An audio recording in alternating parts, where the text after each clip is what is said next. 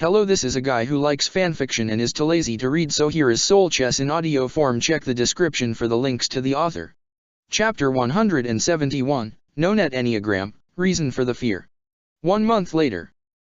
Lelich, far away from civilization, had been taking care of his sister, Nunnally, for an entire month since Charles's erasure.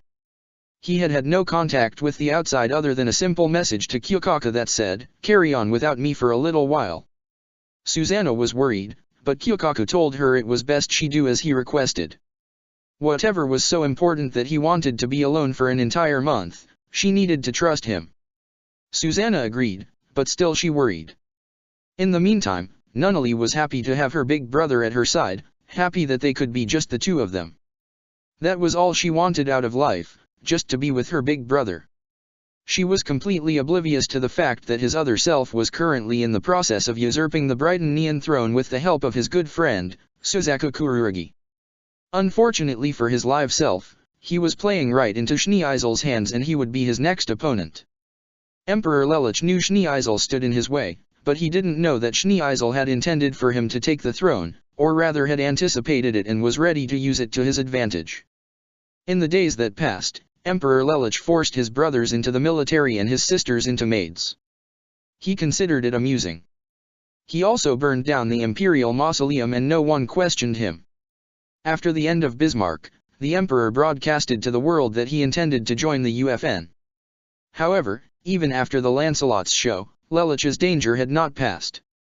Another figure intended to take his throne from him, and she was not happy about Bismarck at all. Suzaku Kururugi. Huh. Lelich looked at the oncoming figure in the distance. That voice. Suzaku recognized what was headed towards him as a bullet of pure magnetic acceleration and plasma tore towards the Lancelot Albion, smashing into the float system and damaging the wing. Even the Emperor hadn't expected that. From the ground, Gino took note of this as well. That's. From the air, a pink nightmare frame standing 9.99 meters tall with two hip-mounted Harkins, blue eyes upon the frame's body and a thin but tall build was the 8th generation nightmare frame, the Elizabeth. No-Net, Suzaku tensed. Suzaku Kururugi, No-Net stated, "I said I wanted that crystal back. You still have it, right?" "Ah, yeah, Good." The Elizabeth's left arm extended as its fingers opened and fired an array of rockets, which Suzaku dodged gracefully. "Miss Enneagram. I'll take back what is mine," No-Net said as she wrenched forward the right arm control, "from your cold lifeless body." Another magnetic acceleration plasma bullet fired forward. Suzaku barely had time enough to dodge. "No-Net Enneagram, you of all people I thought would understand His Majesty's rule," Suzaku exclaimed. "Or are you going to avenge the others?" "This is for Nelly," No-Net said. She said that Lelich had turned into a monster. "I will slay that monster." "I won't let you," Suzaku said. "Then die." No-Net fired off her Harkins, but Suzaku cut them away with his Maser vibration swords. However, quicker than he expected, No-Net was already behind him, attacking with a pair of her vibration swords. She cut the Lancelot's left wing. Her swords were notably shorter, but what they lacked in length, they made up for in strength due to their density. Suzaku turned the Lancelot around and attacked, but No-Net had a defense shield system similar to the original Lancelot. "I'm sorry it has to be this way, Suzaku," No-Net told him, "I really did like you." With her next action, a Gatling gun was revealed from underneath her right arm and shot the Lancelot with explosive ammunition. "Sakura died," Lelich exclaimed. Suzaku was forced towards the ground, but managed to stay afloat. The Lancelot's systems were down 25%. "Ugh, what would she do if she didn't like me?" Suzaku prepared to move against his opponent only to notice something. "Damn, the geese, it's telling me to run away just like when I fought Bismarck on Common Island, but why? Bismarck is the Knight of One. Why would it tell me to run from Miss Enneagram? Is she really that strong? You will not evade me, Suzaku Kururugi." No-Net dove towards Suzaku. "It is time for you to die." "No," Suzaku said, "it's time for me." His body tensed up as he activated the geese command within him, to live. Suzaku moved out of the way of No-Net's incoming strike. She steadied herself and shot back up like a rocket, somersaulting and landing behind her perception of the Lancelot's course. She anticipated my dodge. I'm a former soldier like you, Suzaku. I know how to read people. Nonette attacked with her Mazer vibration dagger, but Suzaku blocked. Nonette's fingers opened up and she blasted him with her rockets, but Suzaku dodged. Nonette took note of Suzaku's pattern and struck at his arm with her vibration dagger. Suzaku was injured another 10% of system functions as he began flying away back towards Pendragon. The geese was telling him to live and to live was to run away. Pathetic, Nonette said and prepared her right arm again. Gauze cannon, fire. The magnetic linear bullet fired towards Pendragon and created a huge explosion at the front of the gates. Your Majesty, what do I do? The geese, it's telling me to run away. Emperor Lelich scowled, Nonette Enneagram. The only woman my sister, Cornelia Lee Britannia, ever feared. Your reputation is well founded. Your Majesty. I'm thinking. The 99th Emperor shouted. He wasn't sure what to do. Damn. Here I thought Bismarck was our greatest threat. My father was so proud, but it seems the Knights of the Round didn't have their ranks ordered by piloting skills. Nonette, you are a fierce opponent. If you won't come out, Nonette declared, I'll drive you out. She fired her gauze cannon again, this time nearly hitting the Imperial Palace with a direct hit. Damn, trajectory is harder to control than I thought. Take the experimental mass accelerator plasma cannon, they said. It'll be good for data, they said. It's destructive, they said. That's the last time I listened to R&D. Nonette was wrapped up in her thoughts so much that she was surprised when the Shinkiro finally appeared out in the open. Well now, she leaned to one side, isn't this a surprise, the Emperor fighting off an invader in person. If this king does not go into battle, his men will not follow. Suzaku. The Emperor shouted to him. We'll defeat her together. Let's go. Yes, Your Highness. Just try it. Nonette shouted and she fired rockets from her left hand again. Gladly.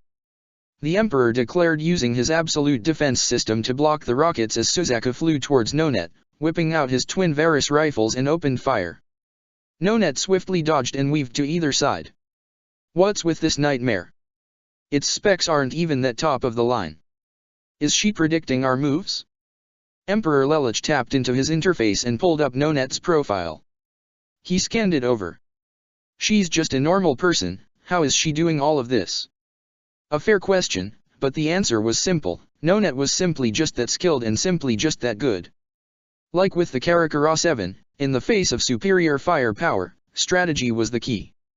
Nonette fired forward her gauze cannon again, the power of which nearly blasted right through the Shinkiro's defense system. A gauze cannon? But they're still supposed to be experimental. Damn, no choice. The teenage emperor unleashed the power of the zero beam, firing the prism forward first. Too slow. Nonette declared as she dodged. That's what you'd like to think, isn't it?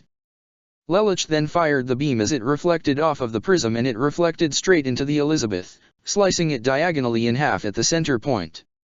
Crap. Nonette diffused the Elizabeth's lower body from the rest of it as the entire thing exploded. Suzaku. Now. The Emperor ordered. Before Nonette had recovered from the assault, Suzaku took aim with the Varus rifle and blasted her into the ground.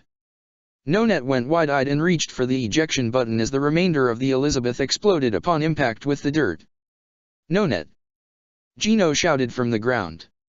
Your Majesty, are you injured? Suzaku asked him. No, she only damaged the Shinkiro's defense system a little with that gauze cannon. Let's return to the palace. Our work is done here. Damn it. Gino banged his control panel in anger.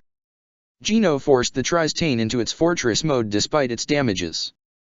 There were pieces falling off the body as one of the parts exploded, but thankfully none of the engines were damaged, just a wing and the front of the fortress. Miss Enneagram. Gino piloted over to Nonette's crash site. Bismarck and the others had been blasted with their nightmare frames, but Gino saw Nonette's ejection pod be tossed from the wreckage mostly in one piece. It was on fire and there were holes in it. He got out of the cockpit and ran over to the pod and used a combat knife to cut the damn thing open.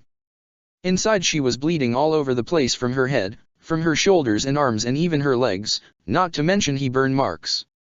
There was a piece of jagged shrapnel embedded deep in her right leg and a piece of twisted shrapnel embedded in her left shoulder. Gino checked for a pulse and heard gurgling. She's breathing. Miss Enneagram. Nonette coughed hard, blood coming out with phlegm. That you, Gino? I can barely see. Damn it. Gino picked Nonette up off her seat and carried and secured her inside the Tristain. Don't worry, Miss Enneagram. I'll get you to Cambodia. You won't die. I won't let you die. Gino, Nonette said hoarsely. No protesting, I'm in command here, Gino said with a serious tone. He booted the Tristain into the sky and rocketed towards where Schneeisel and the others were, where he knew that Nonette's life could potentially be saved. Cambodia. Evening. Cornelia entered the lounge where Schneeisel was sitting.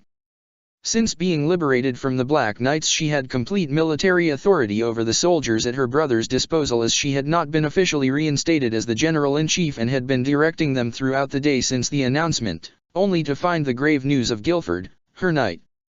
Cornelia's heart hardened, but she did not grieve. It wasn't that Guilford wasn't important to her, but, after Yuffie, she had no tears left to shed. Schneeisel had called upon her to speak with her, and that was why Cornelia entered the lounge. Is something going on, Schneeisel? She asked. Schneeisel looked towards her and smiled. A certain person decided she didn't approve of us, so she's chosen to flee. Schneeisel was referring to Sayoko, who, up to this point, had been on his side. She had found out about the automaton and had fled. She was not aware that the real Nunnally would soon be in Schneeisel's grasp. We need to deploy Damocles now. There's no more time. Cornelia walked in and sat down next to her brother. Is that the only option we have? Cornelia asked him. That will be up to the world to decide, Schneeisel said calmly with a smile. Cornelia was about to say something, but a soldier came stomping down the pathway and saluted to her. Prince Schneeisel. Princess Cornelia. The Tristain has returned. Oh, Gino, so he's alive, I take it? Schneeisel inquired. That's not all, my lord, the soldier panicked. He urgently landed, not even looking for a proper landing zone. The Knight of Nine was on board with him. She's being transferred to medical now. Cornelia's eyes trembled. Knight of, she swallowed, 9. She leapt from her seat and pushed the soldier aside as she ran towards the medical bay. Nonette. She screamed into the night and she sprinted. She managed to find Gino, who was holding Nonette's hand as she was being wheeled to medical. Cornelia flung Gino away and took his place. Sheesh, talk about rude, Gino commented. I save her best friend's life and that's how she reacts. Nonette, speak to me. Cornelia said, sorrowful as her best friend lay on her back. She was bleeding all over the place. Nonette's eyes were open, but her vision was clouded with blood. Is that you, Nellie? Nonette, what happened? Nonette chuckled nervously, I messed up. It's just a scratch. Princess, you have to let us take her to medical. You can see her after surgery, one of the soldiers told her. Cornelia let go and stared at the sand beneath her feet. I understand. Let's move. Don't let the Knight of Nine die. Cornelia watched her best friend go and then slumped to her knees. Nonette had to survive. She absolutely had to survive. Before finding out about Guilford, he and Nonette were Cornelia's last links of survival, her very last links. True, Cornelia had said the same thing about Yuffie, but that was just because Yuffie had been her biggest and her obsession over her had caused her intense pain. Only recently had she remembered how much Guilford and Nonette mattered to her. Without them life had no meaning. Even with Schneeisel around, even considering Cornelia's rather warm feelings towards him, she felt she couldn't go on if she lost her closest companions. Gino came over and put a hand on her shoulder. Hey, he told her, she'll pull through. Miss Enneagram is a fighter.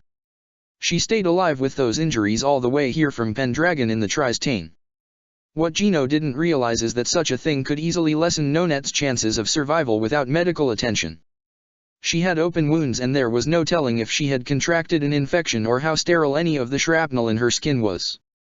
At the very least, it could not be denied, Nonette had remarkable willpower. Cornelia waited hours outside the medical bay, waiting for any news about her best friend. Eventually, the operating light turned off and the doctors escorted out. Cornelia couldn't get a read, but thankfully one of them approached her and put a hand on her shoulder. "We've done all we can, princess. She's still under anesthesia. She'll awaken soon. After that, whether or not she recovers is up to her." "I see," Cornelia said with dread in her voice, "thank you." An hour passed as Cornelia stood at Nonette's side. She'd been surgically healed, but there was no telling if she had already lost too much blood or if her immune system had been compromised. There was also the radiation from saccharide exposure in the explosion to consider. Nonette's vital signs beeped dangerously, didn't need oxygen. Her lungs had not been compromised. Cornelia saw the damage to Nonette and how difficult it was for her to keep living in the state she was in. Cornelia knew she'd pull through though. Nonette was a fighter. No, it was more like Nonette had to pull through. Cornelia didn't have anyone else left in her world. Lelich had turned into a monster and murdered Yuffie. She needed Nonette. Cornelia bit down on her lip as she put her hand on the wall and tensed her fingertips. She has to make it. Cornelia thought, tears threatening to fall. She's all I have left. Nonette turned her head towards Cornelia and smiled. "Nellie," Nonette's voice was hoarse, yet sweet. "Are you okay? How can you ask about me at a time like this?" Cornelia choked back tears. "I don't mean your body. What happened to you, Nellie?" "Huh. I've been watching you and your actions. You were a good general-in-chief, Nellie. But what happened to you? You don't smile anymore. You're all business." Nonette reached out and grabbed Cornelia's left arm, which had finally fully healed. "I know I can't understand the pain of losing your mother, your half-siblings and even your idol, but somewhere along the pain, you changed. Maybe it's my fault for not being around enough." "Nothing is your fault. Stop blaming yourself." Cornelia gripped Nonette's clammy hand and trembled as tears started coming. "It's not your fault either, Nellie. And neither is this. Why did you fight? Why didn't you have the sense to stay back when you saw Bismarck cut down?" "I thought," Nonette hiccuped, "I could stop him. I wanted to go to Lelich, slap him across the face," she hiccuped again, "and scold him." "You didn't have to do that for me," Cornelia sniffed. "You disappeared, Nellie. No one knew where you were. And even then," she hiccuped, "I wanted," she hiccuped again, "to do this," she paused, "for you.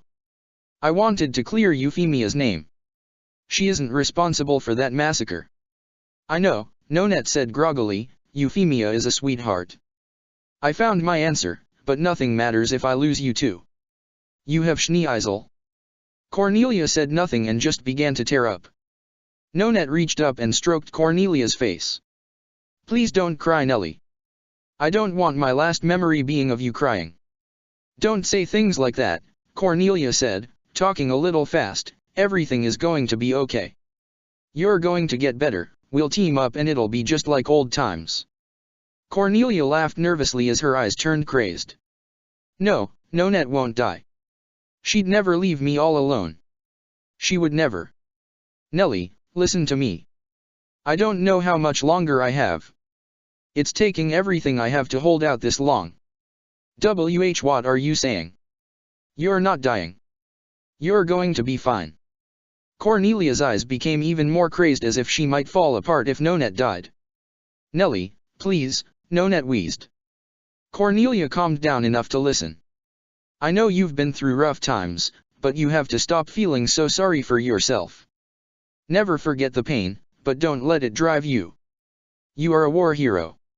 "I'm not a hero." Cornelia stared at the floor, fists clenched. "I can't even protect my family. I've lost my mom, Marianne, Yuffie, Nunnally, and Lelich has turned into some sort of monster. I can't lose you too. I need you." Tears left her eyes. "I'm really sorry, Nellie. Don't apologize." Cornelia stared right at Nonette. "Don't you dare die on me. she shouted. Nelly, you've stopped using your gift. Cornelia was confused. Supernatural jumps and speed, firing so many bullets at a time and only reloading when you think someone's looking. I caught onto it, Nelly. I just didn't say anything because I didn't understand it. I had no idea how to ask you about it without making you feel uncomfortable. But that gift of yours gave you such pride and then all of a sudden you stopped using it. You took solace in your nightmare frame and just became a soldier and a leader. Nonette took a pause to catch her breath, and you stopped being a hero. I don't know why you stopped, but it made you who you are. It made you unique. I hate it. I just want all those spirits to go away. They're distracting. Cornelia was back to staring at the floor. You mean like in Japan? Cornelia's fists tensed. I will never forgive that orange-haired bastard for keeping me from saving Nunnally and Lelich. This all could have been prevented if I had saved them. Those weird masked freaks keep showing up, interfering with all of my missions. I just wanted them to go away. But you were able to make the attempt and your gift made that possible. Think of all the good your gift has done for you. It's not the spirit's fault. You're afraid to use it because you're afraid to fail again. You feel that if you hold yourself back you can just say it was meant to be and that it was good enough. What happened to the Nelly that wanted to save everyone whenever possible? Nelly doesn't exist anymore. Cornelia stamped her foot. I'm different now, Nonette. Reality doesn't work like that. You're above reality, Nelly. Cornelia sniffed and looked at Nonette who had a smile on her face. Use the gift you were given, Nelly. It's who you are. You stopped being a soldier to clear Euphemia's name. Your sense of justice is still in you somewhere. You just have to bring it out. I don't know if I can anymore, Cornelia said holding a fist by her heart. You're just afraid, Nonette said as he put her hand upon Cornelia's chest. You used it against Anardis. You can do it whenever you want. It's not a curse, Nelly. You always used it to improve your chances. Why don't you ever use it to its potential anymore? Think of all the lives you can save. If you won't do it for yourself, do it for me. The beeps of Nonette's vitals began getting weaker and fewer and farther between. Nonette, no. Nonette simply smiled as warmly as she could. I'll always be with you, Nelly. The sound of Nonette's vitals flatlining stung Cornelia's eardrums the same way seeing Mary Ann's body stung her eyes. Nonette was still smiling as she lay in bed, motionless as her arm dropped and swung like a pendulum over the side of the bed. Nonette? Nonette, please wake up. Cornelia shook her body. Nonette, you have to wake up. You have to. I can't do this alone. Cornelia hyperventilated twice. She grabbed Nonette's wrist and felt for a pulse. Upon feeling nothing, she desperately tried to resuscitate Nonette via CPR, but soon realized how pointless it was. She then tearfully collapsed on Nonette's body and cried. Cornelia couldn't remember a time when Nonette hadn't been at her side or available to chat in her entire life ever since she was in the academy. Mary Ann was her mentor, but Nonette was her friend. If there was always a person Cornelia could count on for guidance, it was Nonette. Nonette had even saved Cornelia when the second princess had given up on herself. The woman was right when she said Cornelia was like the sister she never had. And now she was gone. Cornelia looked up at the ceiling with tears streaming down her face. How could you do this to me? She exclaimed while sobbing. We were supposed to grow old and die at each other's side. It's not fair. How am I supposed to go on without you? Cornelia buried her face in Nonette's body again. 2000 ATB. September. Oh, aren't you so adorable? Nonette pinched Cornelia's cheek. What's your name? I'm Cornelia Lee Britannia. Cornelia saluted with a happy smile. What's your name, lady? Nonette laughed. Oh, so you're a princess of Britannia, are you? Nonette interlocked her fingers together. I'm Nonette Enneagram. It looks like we're going to be roommates. 2 weeks later. Cornelia, if you're going to stay here, you need to know that your status isn't going to mean anything at the academy. You can't walk around like you own the place. I know that, Cornelia said with puffed cheeks. You're so small, you're going to need someone to look out for you, you know. I don't have to be just your roommate Cornelia. I can also be your friend. 2001 ATB. Spring. Nilai wake you up. 5 more minutes, Cornelia mumbled. Is that the Major coming down the hallway? Major. Cornelia bolted to her feet out of bed in salute. Major, I am so sorry. I wasn't oversleeping, I swear. Nonette burst out into laughter. That's not funny, Nonette. 2006 ATB. August. Nonette, you need to lie down, you're drunk. I'm not drunk, Nonette said, red in the face, despite holding an expensive bottle of brandy. I'll tell you when I've had enough. Cornelia sighed and palmed her face. 2007 ATB. November. Damn these terrorist bastards, Cornelia declared, reloading her shotgun. Hey, not a problem, Nellie, Nonette said as she pulled the slide on her pistol. I got your back. Go give 'em hell. 2002 ATB. June. You're leaving. Nonette bent down to pat Cornelia on the forehead. Wrong. I'm graduating. Cornelia looked up at Nonette with troubled eyes. Hey, don't give me that look. We'll see each other again. You have my number. We'll always be friends, Nellie. Best friends? Cornelia asked, giving Nonette her pinky. The absolute of the best, Nonette said and linked pinkies with Cornelia. Present day. Nonette, you were my best friend, Cornelia thought to herself as she sobbed. More fond memories between her and Nonette swirled about Cornelia's mind. From sharing the battlefield, to parties hosted by her mother, to simple enjoyment of each other's company, Nonette was always there. Even as Viceroy of Area 11, Cornelia had the option to call Nonette to talk to her. Why do all the people I care about just die? Cornelia shook as she held onto the bed handle. It's not fair. It's just not fair. I can't take it anymore. Oh, she died. I'm sorry, Cornelia. Cornelia picked her head up and turned around to see Schneeisel. His eyes were sympathetic, but there was something about his voice that Cornelia felt he wasn't being completely sincere. Schneeisel saw the tears in Cornelia's eyes. Cornelia. In a rush, Cornelia briskly walked in Schneeisel's direction and pushed past him, looking to leave the premises. Hey Cornelia. Schneeisel reached out and grabbed the second princess' shoulder from behind. Where are you going? Anywhere, but here, Cornelia said through gritted teeth. Please do not look for me. Cornelia shook her arm free and stomped away. Cornelia got access to take a single-pilot warplane over the horizon. She was going to fly across the sky and never return, get away from it all, maybe crash into the mountainside, the Himalayas maybe.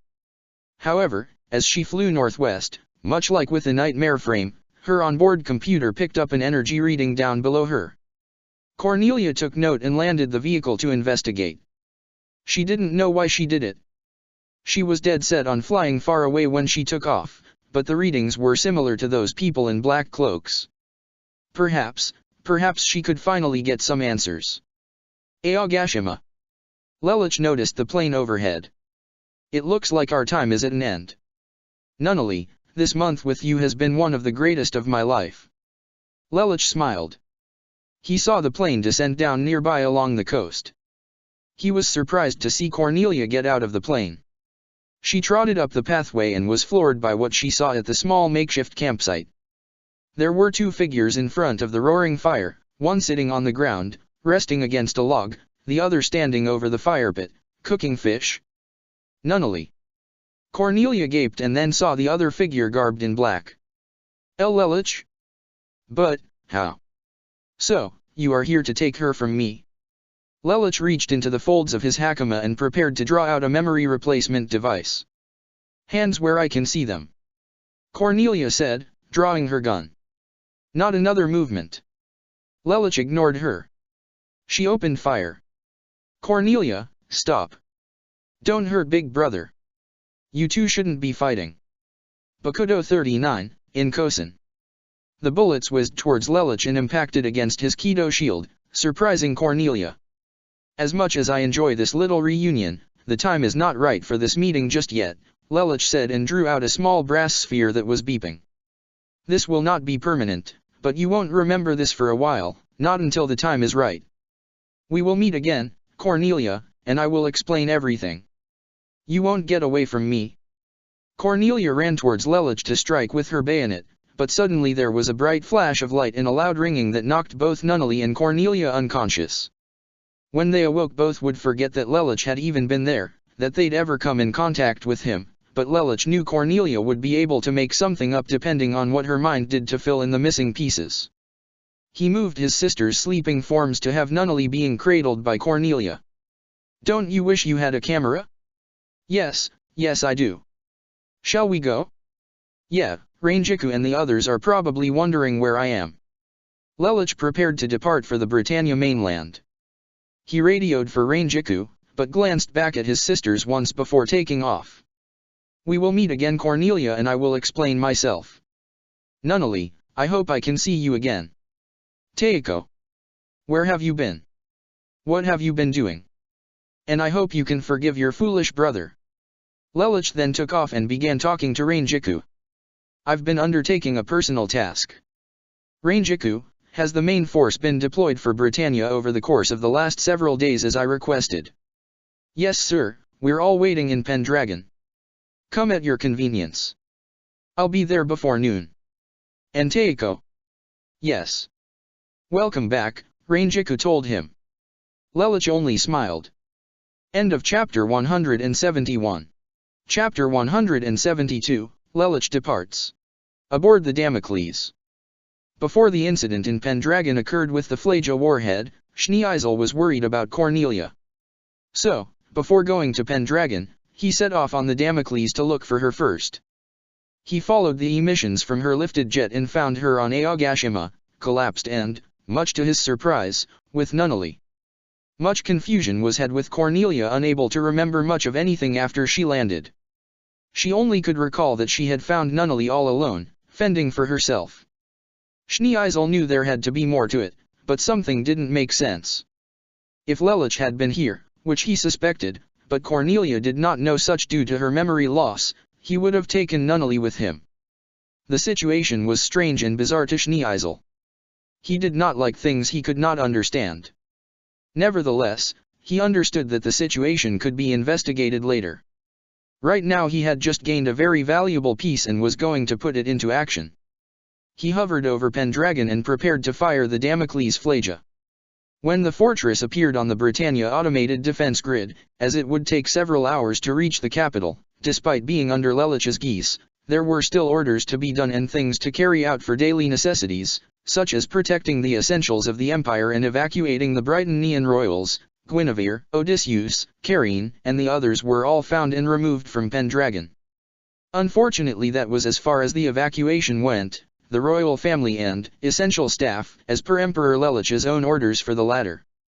Everyone else was wiped out by the Flaja, and the Soul Reapers had a field day picking up after Schneeisel. After Schneeisel began using Nunnally against Lelich, and after Nunnally wanted to carry the sin on her shoulders of using another Flaja, that Cornelia wanted to speak with Schneeisel in private. She was damn certain that Schneeisel hadn't been truthful to their sister. Nunnally was Cornelia's only reason for living right now. She wasn't going to lose it to her brother's twisted game. Schneeisel met her in the control room, all lights and monitors off. What is it you wanted to talk to me about, Cornelia? I want the truth, Schneeisel. No more lies. Lies? Whatever do you mean? Did you really give our people enough time to evacuate from Pendragon? We showed up on the defense grid a few hours before touchdown. By that time our siblings and Lelich's essential staff would have been evacuated. Pendragon is home to 2.5 million people and then some. You didn't, Cornelia shook from head to toe. No, Schneeisel, did you really? Yes, what about it? Schneeisel asked, turning to face his sister. You mean the people of Pendragon were? I made them vanish, Schneeisel said with a small smile. It was better for them than a life swearing loyalty to Lelich, wouldn't you say? They're our own people, Cornelia breathed somewhat frantically, and you told Nunnally. Lies are expedient. There's no need to tell Nunnally things that would get in the way of her opposition to Lelich, is there? She'll never know the difference. You use everyone, even your own sister. I thought you were on my side, Schneeisel. Don't tell me I have two brothers that have turned into monsters. Cornelia, what is it that people truly want? Schneeisel asked her. Starvation and poverty, discrimination and corruption, war and terrorism, they want the problems that are flooding the world to go away forever. People can't understand each other under these situations at all. Your theories don't justify butchering civilians, Cornelia argued. Schneeisel turned away from her and walked away from her. He sighed in annoyance. The feeling was mutual regarding Cornelia. He had thought she was on his side. Even civilians who have rejected war depend on the police, don't they? Schneeisel questioned. He stood next to the monitor. Everyone knows, don't they, that people are driven by their own desires? The lust that dwells within the soul of man cannot be denied. He reached over and tapped a few keys. The monitor in the back came on, displaying a world map. So why, when hearts and minds are tout some shining ideology? Why not bring peace to the world with a system of power? Cornelia looked at the display on the monitor. She looked at it with a troubled and disapproving stare. What Schneeisel was plotting was essentially peace brought about by fear. It was a false peace, a peace Cornelia wanted to shy away from. In 10 days the Damocles will enter the airspace of the United States of China and then switch over to a secondary acceleration. After that we're scheduled to ascend 300 kilometers above the surface. From there we will hit every enemy nation with FLEIJAs. Are you insane? Cornelia was flabbergasted. We only agreed to use them against Lelich. This will destroy the world. You're trying to control people through fear. Schneeisel continued to speak calmly. Mankind's history is war. Peace is an illusion. To turn illusion into reality is an arduous task. It requires discipline. And you plan to discipline the entire human race all by yourself? Only a god could pull that off, Cornelia scoffed. Then I shall become a god, Schneeisel said with unnerving calmness. Cornelia could not believe what she was hearing. Schneeisel, no, she didn't know what kind of monster was in front of her now. This was not Schneeisel. This was not the half-brother whom she loved and cherished. Schneeisel, when did you change and become so corrupt? Tyranny through union, tyranny through destruction, tyranny through solidarity and tyranny through godhood, how many times is the bar going to be raised? How much corruption am I going to uncover whilst I live? If that is what it takes to bring peace to the world, Schneeisel's smile was creepy to say the least. You are deranged, Cornelia tensed up. She could barely look at Schneeisel anymore. At least when Lelich proclaimed his tyrannical acts he did it in the manner befitting that of a tyrant, overblown dramatic boasting and unnecessary, but helpful hand gestures. Schneeisel, however, was speaking so unnervingly calm that it prickled every hair on Cornelia's skin and it made her feel true fear, even more than any time Nonet had frightened her. Magnificent! Diet Hard exclaimed, entering the room. I knew it was right to change sides and support you, surpassing Zero's chaos with a state of perfect nothingness in a kaleidoscopic transformation. Prince Schneeisel, Kanan spoke up, we've made contact with the Black Knights. They say if you're planning to kill Lelich, they're willing to join you immediately. Thank you, Kanan, Schneeisel smiled, looking over at him. He looked back at Cornelia. Those who've experienced Lelich's tyranny firsthand will have no alternative, but to choose the lesser of evils. Things were slowly becoming clear to Cornelia, just as they had slowly become clear to her regarding Anardas and just as things had slowly become clear with her father. Unfortunately, this time it may have been too late. Is that why you stayed back and Lelich get away with this until now? It was a way to minimize the damage, Schneeisel responded, but in the end we have to sacrifice 1 or 2 billion lives to achieve a state of permanent peace. Not on my watch, you demented self-righteous bastard. You're wrong. Cornelia declared as she flapped her cape aside and went for her bayonet shotgun. Peace attained by force is not peace. Schneeisel snapped his fingers and a hidden automatic rifle appeared from out of the wall and shot Cornelia before she'd even had time to react. I underestimated his cunning. No, not when justice needs to be delivered. She collapsed on the ground. This is so sad, Cornelia, Schneeisel said to her as she faded into unconsciousness. She'd only taken a few bullets to the back and none of them were through and through. Her cape had made it hard to get a direct hit, but she could live. It was possible for her to survive with medical attention. What should we do with her, my lord? Kanan asked. Do as we did with No.Net Enneagram. If Cornelia lives, it will be of her own willpower. Although she does not accept my viewpoint, she will have no choice in the days to come. She is still my sister, and I'd hate to see the great Cornelia Lee Britannia, goddess of the battlefield, ended like this. Yes, my lord. Kanan went to go get medical officials. Diet Hard pulled out his camera and began filming. Schneeisel smiled and put his thumb and forefinger on either side of his chin. He smiled. Make sure to get my good side. 10 days later. Since the majority of the battle between his Live Self's forces and the Black Knights and Schneeisel's forces would be taking place over the ocean, there was only one thing Lelich could do for this bout. This is going to be chaos. Lelich addressed his troops. By this point it's best if most of you return home. No one expected this. Group leaders. You will all participate in the extinction of hollows that appear during the fight. Nozomi, Mei, Kyokaku, Aloman-san, Susanna, Rangiku, Isane-chan, Momo, Ishida-san, Sato-san, Asano-san, Inu-san. You will all assist me in this. The expedition is over. Someone asked. Yes, for all intents and purposes, the expedition is now over. You may all go home. Mixed feelings were thought about regarding this, but everyone seemed to understand. With only his higher-tier allies now amongst him, Lelich waited another 10 minutes as Kendra, Naomi, Kayan, Rukia, Renji, Hisuna, Hitsugaya, Rurikiyo, Senna, Ashido, Shisato, Kian, and Vera all appeared at the location on site. Lelich, is it really necessary for all of us to be here? Hisuna asked him. I know Anohanasu Teiko approved this, but your necessity to be here is not because of this battle, but what happens after. You have all borne witness to Zero Requiem and what I have committed to. I ask, will you see it through to the end? The bloodshed I've caused, the people I've tricked. Lelich whipped out Iin Tamashi and threw his sword to the ground so that the blade landed in the dirt, sticking up for anyone to waltz over and run Lelich through with it. Give me your judgment. He exclaimed, hand still outstretched towards his weapon. Lelich expected at least for Senna to move. She had the most to strike back for after what he did to her family, even if he had tried to make amends. If not her, then he expected Ashido or Hitsugaya to make a move. The former didn't know him all that well as the others, and the latter may have thought he was a bad influence on Momo. However, it was Hisuna that stepped forward. She walked up to Lelich, surprisingly right past his sword, and slapped him across the face. It wasn't as hard as she had slapped him for when he refused to help her save Rukia. This was more of a slap for being a dumbass. Lelich, Hisuna put her hand on the handle of her sword and affixed the other hand to her scabbard. We all agreed we would suspend judgment until the end.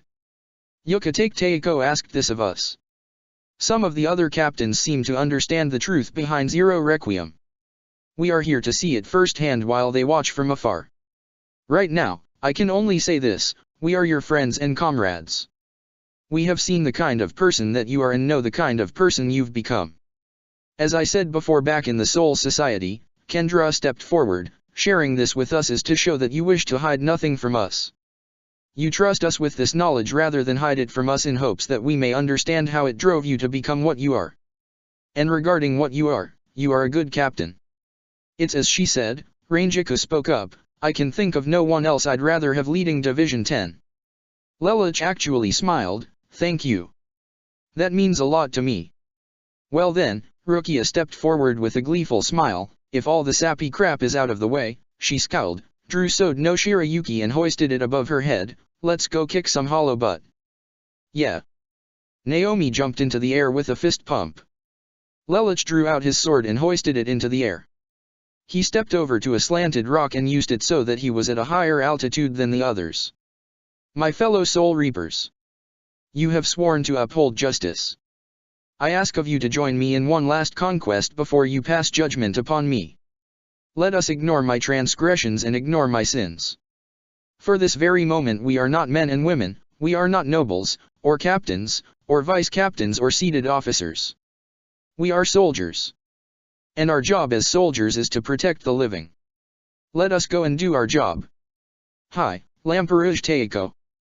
One by one blades were drawn and one by one the Soul Reapers scattered. It would be a battlefield to remember, as no less than 25 nests of hollow were awakened over the course of the Flaja battle. During the battle, Hitsugaya questioned Lelich about Flaja. The 10th Division captain had to explain to the child prodigy about the hostages he took. You went that far? The others said the same thing. Lelich was smiling only by the coincidental conversation and response. This better lead to something noteworthy, Hitsugaya scowled. Why can't you be as trusting as Momo? Lelich asked. Unlike Momo, I never had you as a teacher, Hitsugaya told him curtly. I suppose that's true. In sync, he and Hitsugaya cut through two hollows in front of them. The Black Knights and Schneeisel started with the upper hand. Now that I think about it, Lelich said, now fighting alongside Rangiku, this battle was like a game of chess between my brother and me. How so? Rangiku asked as she slew a hollow. It always starts with my brother looking like he has the upper hand, Lelich said, and then watched as the Sakuradite in the Fuji mines exploded. Then I make a surprise counterattack he isn't expecting. The Flaja warhead launched. Then he does something drastic to catch me off guard, but it's actually a cleverly disguised plot in disguise. Then I have to dig deep and do something unexpected, relying on only luck to continue the match. Usually this is where I would lose, but on rare occasions I'd get an opening. Lelich growled as he was cut off from his story. Hollows from low altitudes, we may wind up attracting Anajichas, should we call for a time freeze? It was Ashido. We can't. It'll throw everything off. But tell Kendra to call for a full Gentei Kaijo. It sounds like we're going to need it. Understood. Now where was I? Lelich looked over to where his live self's forces were firing upon the Damocles. Sometimes things will end in a stalemate just after I get my opening, but usually that's just a facade. Lelich looked to where the Black Knights were attacking the Avalon, and in truth, it's usually when I get crushed. Lelich looked back at the Damocles. But not today. Today is my victory. Today is the day that I wound up defeating my brother once and for all. Rangiku noticed when the Shinkiro and the Lancelot Albion stopped a Flaja warhead. When she looked back to ask her captain about the success though, he had already gone into another part of the battle. That's just like him, Rangiku smiled, business first. Growl, Hanko. Rangiku's Zanpakuto attacked an onset of hollows below her. Kendra noticed when the Shinkiro and the Lancelot broke through into the Damocles. This battle, it really feels like the end of the world, doesn't it? Nah, if this were the end of the world, there'd be more lava, Naomi responded. Kendra laughed, yes, I suppose so. Still, we're attracting hollows in the thousands. The Soul Society may overpopulate at this rate if most of them become holes. But with technological advances we can support them all, right? That's not the problem, Kendra told Naomi. Then what is? It's a Jillian's roar broke Kendra's train of thought. I'll explain it to you later, Naomi. Kendra took off in the direct of the roar. Cambodia Medical Bay. Cornelia opened her eyes to the ceiling up above. She touched her chest. No chain. She was alive. She sighed. My brother didn't kill me, she thought aloud, I'm still here after all is said and done. In a more normal world he'd been an excellent ruler. He isn't driven by the ambitions that egoists have. I was a fool not to have seen that. Wouldn't you agree? Cornelia turned her head to see Gilbert G.P. Guilford sitting across from her. She held her arm up and he clasped it. Princess. Guilford choked on whatever it was he was trying to say. Guilford, you're never going to stop calling me that, are you? Oh, Princess Cornelia, the nurse walked in. As she heard Cornelia speak, I did not know you had regained consciousness. Who are you talking to? What are you saying? Guilford, he's sitting in the chair, across from me. The nurse looked puzzled and went over to Cornelia and felt her head. Your temperature's normal. Maybe I'll get some medicine anyway. Medicine? What's she? The nurse left. Guilford looked at Cornelia. I was Trying to tell you. Guilford removed his cloak and unbuttoned his shirt, revealing his knight's uniform underneath, but there was something else there as well. A chain. I'm sorry, my lady, I failed you, Guilford sobbed. Failed me? Do you honestly believe that? Cornelia asked. I allowed myself to be controlled by geese. I couldn't protect your highness in her vital moments. If I was always at your side I wouldn't have. Cornelia reached up and stroked Guilford's face. You have done more than enough for me, Guilford. You don't have to watch over me any longer. If that is what her ladyship wishes, Guilford prepared to get up, but then sat back down. No.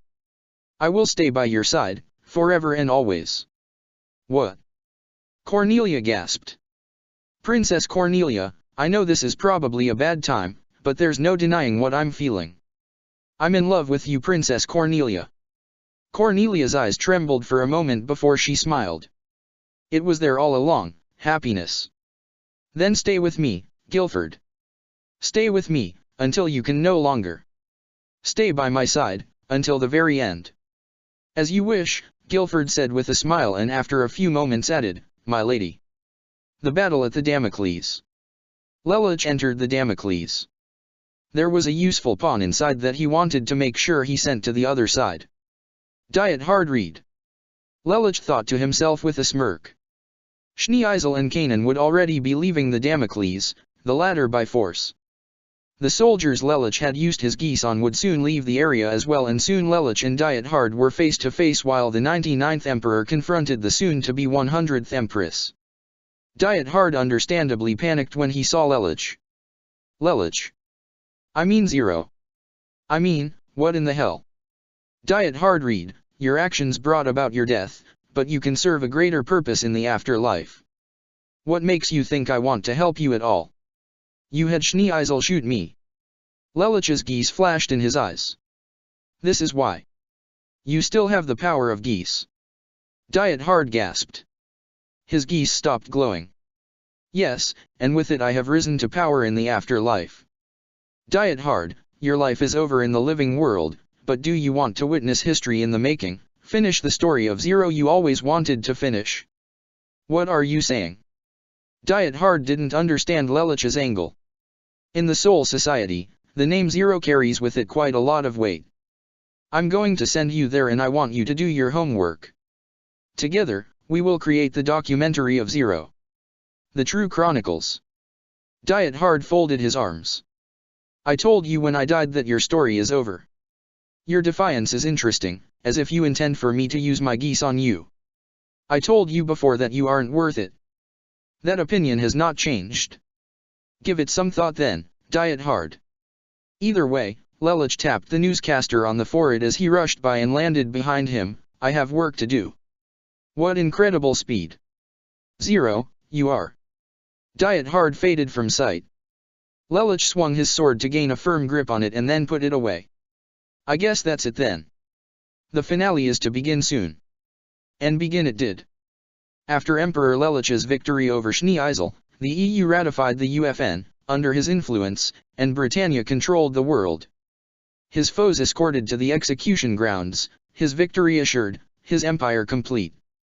Atop the skyscrapers, invisible to the normal eye, stood another Lelich, his dead counterpart, the captain of Squad 10, along with his allies who had helped him in the war waged between his live self and Schneeisel. So what are we all standing here for? Is this some sort of big battle site too? Naomi asked. Not quite, Lelich said with a grin, this is the end game. He thrust his arm forward. A double checkmate. Look yonder. Lelich pointed over the horizon. They all saw it. The people of Britannia saw it too. Zero had appeared. But that's insane. No, better to say that's downright impossible. Kendra exclaimed, leaning forward. Is it so impossible? After all, his command was to live.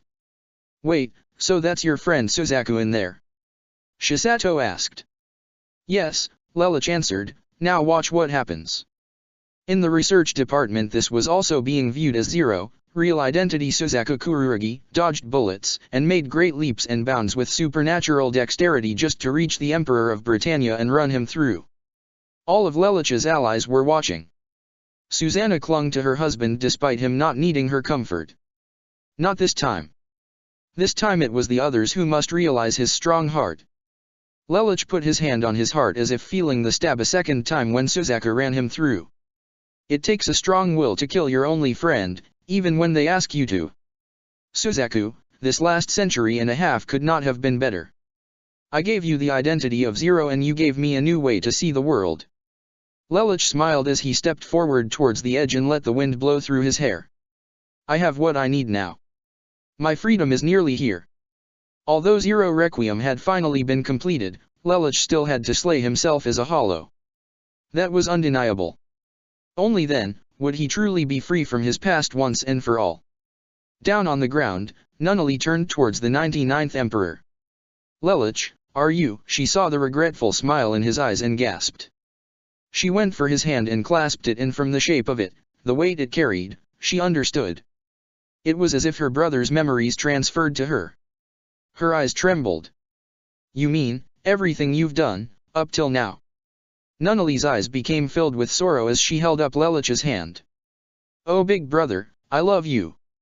99th Emperor of the Holy Britannia Empire, Lelich VI Britannia looked up at the sky. Yes, I destroy worlds, create worlds. And then Lelich VI Britannia, 99th Emperor of the Holy Britannia Empire, died for his sins and for the world. He was ready to enter hell where he believed he would go now that he was dead. End of chapter 172. Chapter 173, Zero's Awakening. Autumn 2018 ATB. New Yorkshire, Britannia. 99th Emperor Lelich VI Britannia had just died and everyone had witnessed it, even those he could not even see. As his soul drifted onto a new world, the world went on around him. You can't leave me. Nunnally shouted at her dead brother. You can't. Please open your eyes, big brother. Please. Big brother. Lelich the demon is dead. Cornelia declared. Free his prisoners. It's unfair, Nunnally sobbed, all I needed to be happy was to be with you. How can I ever look forward to the future without you? And while she cried on her brother's dead body, Zero was crowned a hero to the people of the world. You all can go now, Lelich said to his allies, there's nothing more for you to see. Even us. Uriu asked. Yes, return to Japan where you belong. And what about you? Orium asked. There is still something I must do, Lelich answered her. Do you want me to stay? Susanna asked. Lelich pecked Susanna on the cheek. I'll be home soon, Susanna. This is something I need to do on my own. Why, what's left? Ashido asked. You're dead, it's over. Ashido, Lelich spoke, when a soul dies with pain and anguish in its heart, what becomes of it? Rukia gasped, Lelich, you mean that you? Yes, and so, I ask that you all leave this to me. Let me settle things with my past on my own and I will return to the Soul Society, a free man. Each of Lelich's allies said their temporary farewells to the captain as they all entered a Senkaimon opened by Hisuna. Momo and Susanna lingered. Don't hesitate. I'll be fine. The future is written in stone. Lelich scowled, this is my last challenge. Lelich Dono. Susanna kissed his lips briefly, but intensely. That's for good luck, so that you'll return safe. Then this is a promise, Lelich returned the favor. With that everyone split and left Lelich by himself. Down below, Cornelia was trying to get to Nunnally. No. She yelled out, clutching Lelich's dead body with her small, frail arms. Stay away. I know he's done horrible things, but he's still my brother. You can't have him. Nunnally, it's me. It's your sister, please. Cornelia, you loved Big Brother, didn't you? Why didn't you protect him? She sobbed, tears in her eyes, why didn't you protect us? Nunnally, Cornelia gave her little sister a big hug. Nunnally cried in her arms. And then, soon, it was all over. Lelich's body was cleared away, the hostages were set free, mankind was allowed to live freely and the world looked like it would live in peace, but as Schnee Eisel said, Peace is an illusion, and there was plenty of conflict to come in the future, and it started with the death of the cruelest emperor in the history of the Holy Britannian Empire. Hueco Mundo. On the sandy floor of Hueco Mundo there lay a hollow with an anorexic body, 2 imp-like wings and a tail along with elongated, thin claws, and blackish-violet skin. The hollow hole was where its heart would be. It had a white mask identical to that of Zero's helmet, which was understandable since its soul housed none other than 99th Emperor Lelich VI Britannia. The hollow opened its eyes. They were violet slits inside the shadow where the visor of Zero helmet was supposed to be. He noticed his surroundings. Nighttime already. He gasped. Wait a minute. He stood up and felt his wings and tail. His slit eyes turned wide with horror and he screamed in fright of his grotesque form. 1 week later. New Pendragon. The capital city had been relocated while laborers worked hard to rebuild what had been lost by the Damocles. The imperial siblings were all at attendance in the city's imperial government palace. Although they had been accepted into the United Federation of Nations, there were still problems worked out. After all, not every nation in the EU had joined the UFN, and there were still neutral nations that had not sworn allegiance either. Also, Britannia was currently without a monarch. More importantly, Britannia was without a representative, so the important thing was to find out who His Majesty, 99th Emperor Lelich VI Britannia, had left to rule in his stead. On top of that, Lelich had written a last will and testament, and though he was a usurper he had become an emperor and did have a legal will as ratified by Schnee-Isel, though he was under the influence of his dead brother's geese. However, because his geese had made the empire his slaves, those that were controlled for the sake of Lelich were let go. Schnee-Isel, being controlled for the sake of Zero, still was under the influence. The will was currently dividing the country up surprisingly well and fairly. Despite Lelich's demonic nature, he had written a rather compassionate will, confusing those in attendance. Things seemed like they would be fine until Lelich's successor was announced. And so, His Majesty Lelich VI Britannia, the 99th Emperor of the Holy Britannia Empire, acknowledges his younger sister, Nunnally VI Britannia, as his next of kin and heir to the throne. Clamor and uproar sounded throughout the hall. What? Odysseus gasped. This is an outrage. Guinevere rose to her feet. Me. Nunnally squeaked. Who are we to question what His Majesty wanted?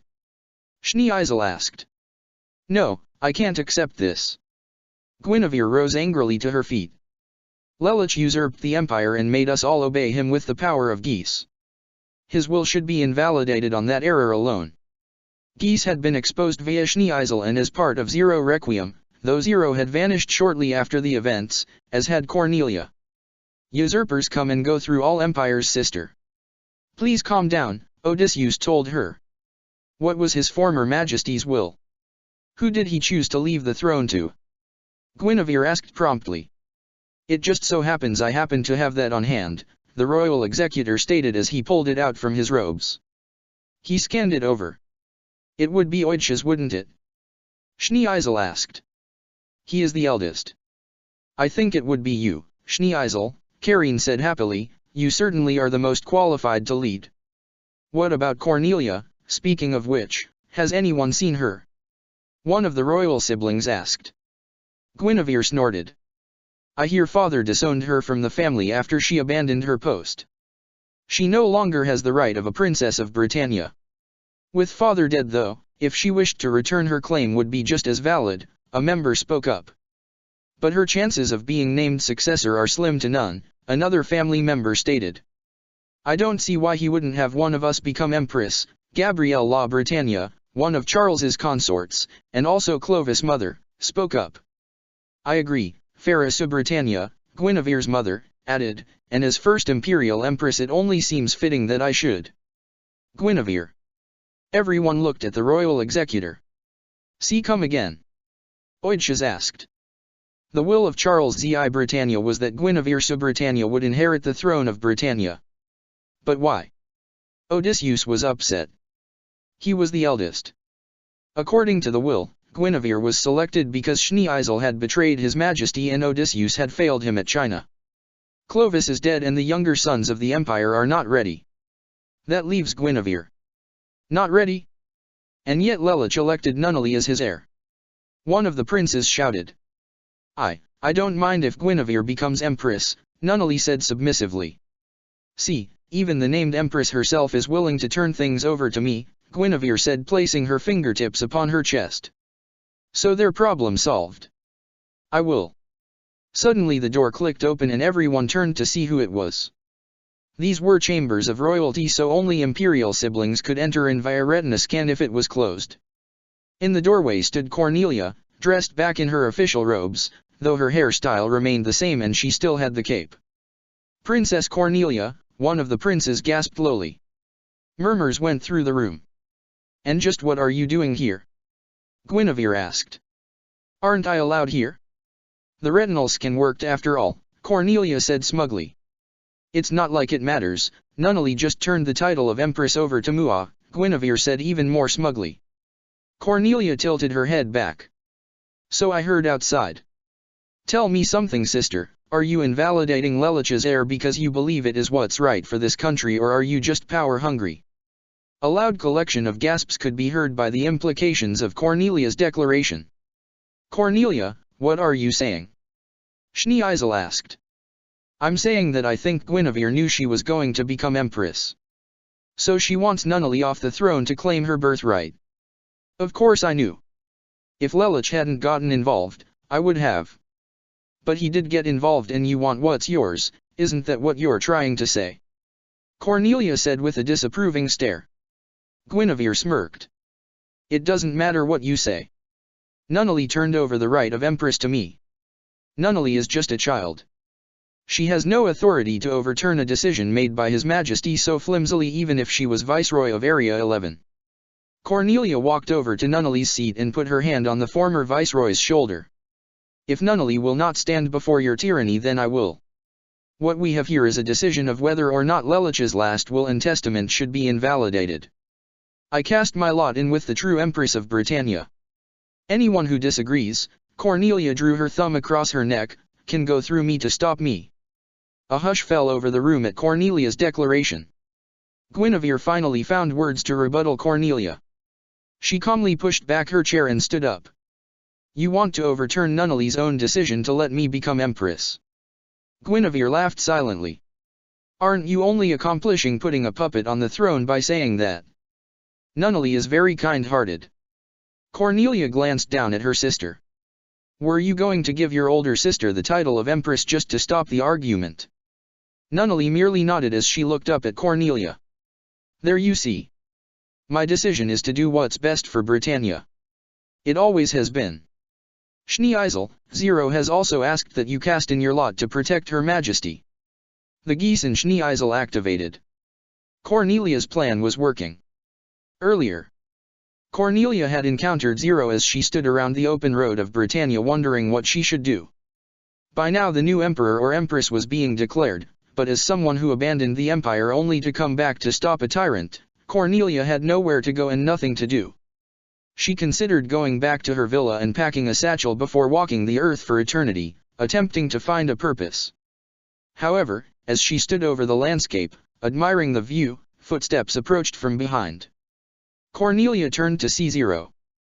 You. Cornelia Lee Britannia, Zero spoke to the princess.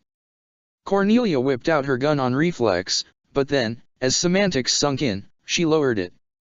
How are you a possibility? Schneeisel unmasked Lelich as Zero. Who are you behind that mask? My identity is void, but you are right, I am a successor to His Majesty's will. This was a part of Zero Requiem. I see, Kurugi then. Zero reacted. How did you? Cornelia smirked. You are the only soldier loyal to Lelich with the same bone structure. No one else I know on his side could have fit into that costume. I won't tell.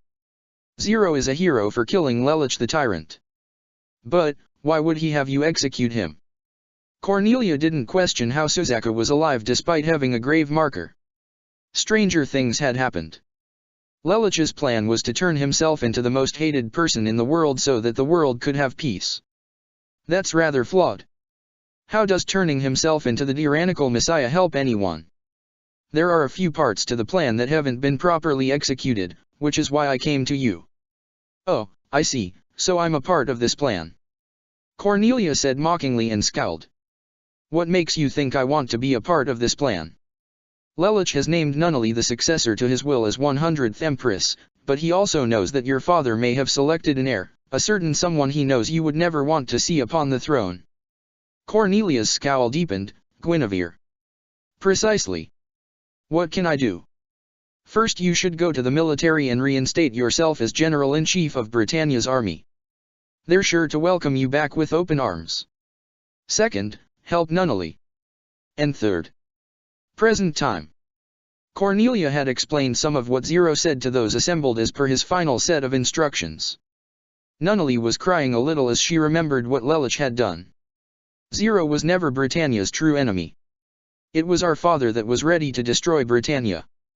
Both Schneeisel and I have known that for years, just not the specifics. I'd sooner see you dead than on the throne, Guinevere, but you're not worth the bullets. Guinevere went back to sitting down and pressed her fingertips together. What a lovely story that was. You say I'm lying. Cornelia gritted her teeth. We have nothing but your word to go on. Where's your evidence, Cornelia? Cornelia growled. Schneeisel, however, was now standing by her side. As Cornelia has stated, Zero was not our enemy. I cast my lot in with Her Majesty as well. What is this? Voting hour? You cannot be serious. I am the true successor of the Britannian Empire. Me. Guinevere sounded like a whining child. Shall we take a vote then? Cornelia asked. All in favor of Her Majesty becoming Empress, stand by Schneeisel and me. All those opposed conform by Guinevere. An absolute deadlock formed between the imperial siblings and consorts. Well, that accomplished nothing, Schneeisel said. Looks like we're at a deadlock, Guinevere smirked. What do you want to do? Cornelia didn't have an answer. Zero hadn't said that there would be a deadlock. Then again, if Lelich had this kind of foresight she'd have been told so. However, Schneeisel was quick to come up with a proposition. In parts of the EU, I hear that officials are elected by the people in a sort of poll to determine who should be the next governing official. Schneeisel, Guinevere was puzzled, knowing what her brother was talking about. Are you suggesting we start a political campaign between me and the young princess? That's precisely what I am suggesting, Schneeisel smirked. That's all well and good, but that will take time, Cornelia stated. Who will rule in this time of anarchy? We could have a cabinet, Odysseus suggested. As a tentative solution, Schneeisel, why don't you, Cornelia, Guinevere, Nunnally and I all keep a tentative hold on the nation? Multiple rulers? It's plausible, and with 5 we'll always have a majority rule, Guinevere pondered. We'll need to keep out of foreign policies until this is resolved. If the EU, not part of the UFN, were to find out we were in a weakened state, Britannia could crumble before our eyes, Schneeisel stated. Leave that to me, Cornelia declared. I'll keep the country protected. Even if there's no one governing the nation, I can still lead the army. She gave a smugly victorious look to Guinevere. Surely even you know I am the best woman for the job, don't you, sister? Yes, Guinevere said bitingly.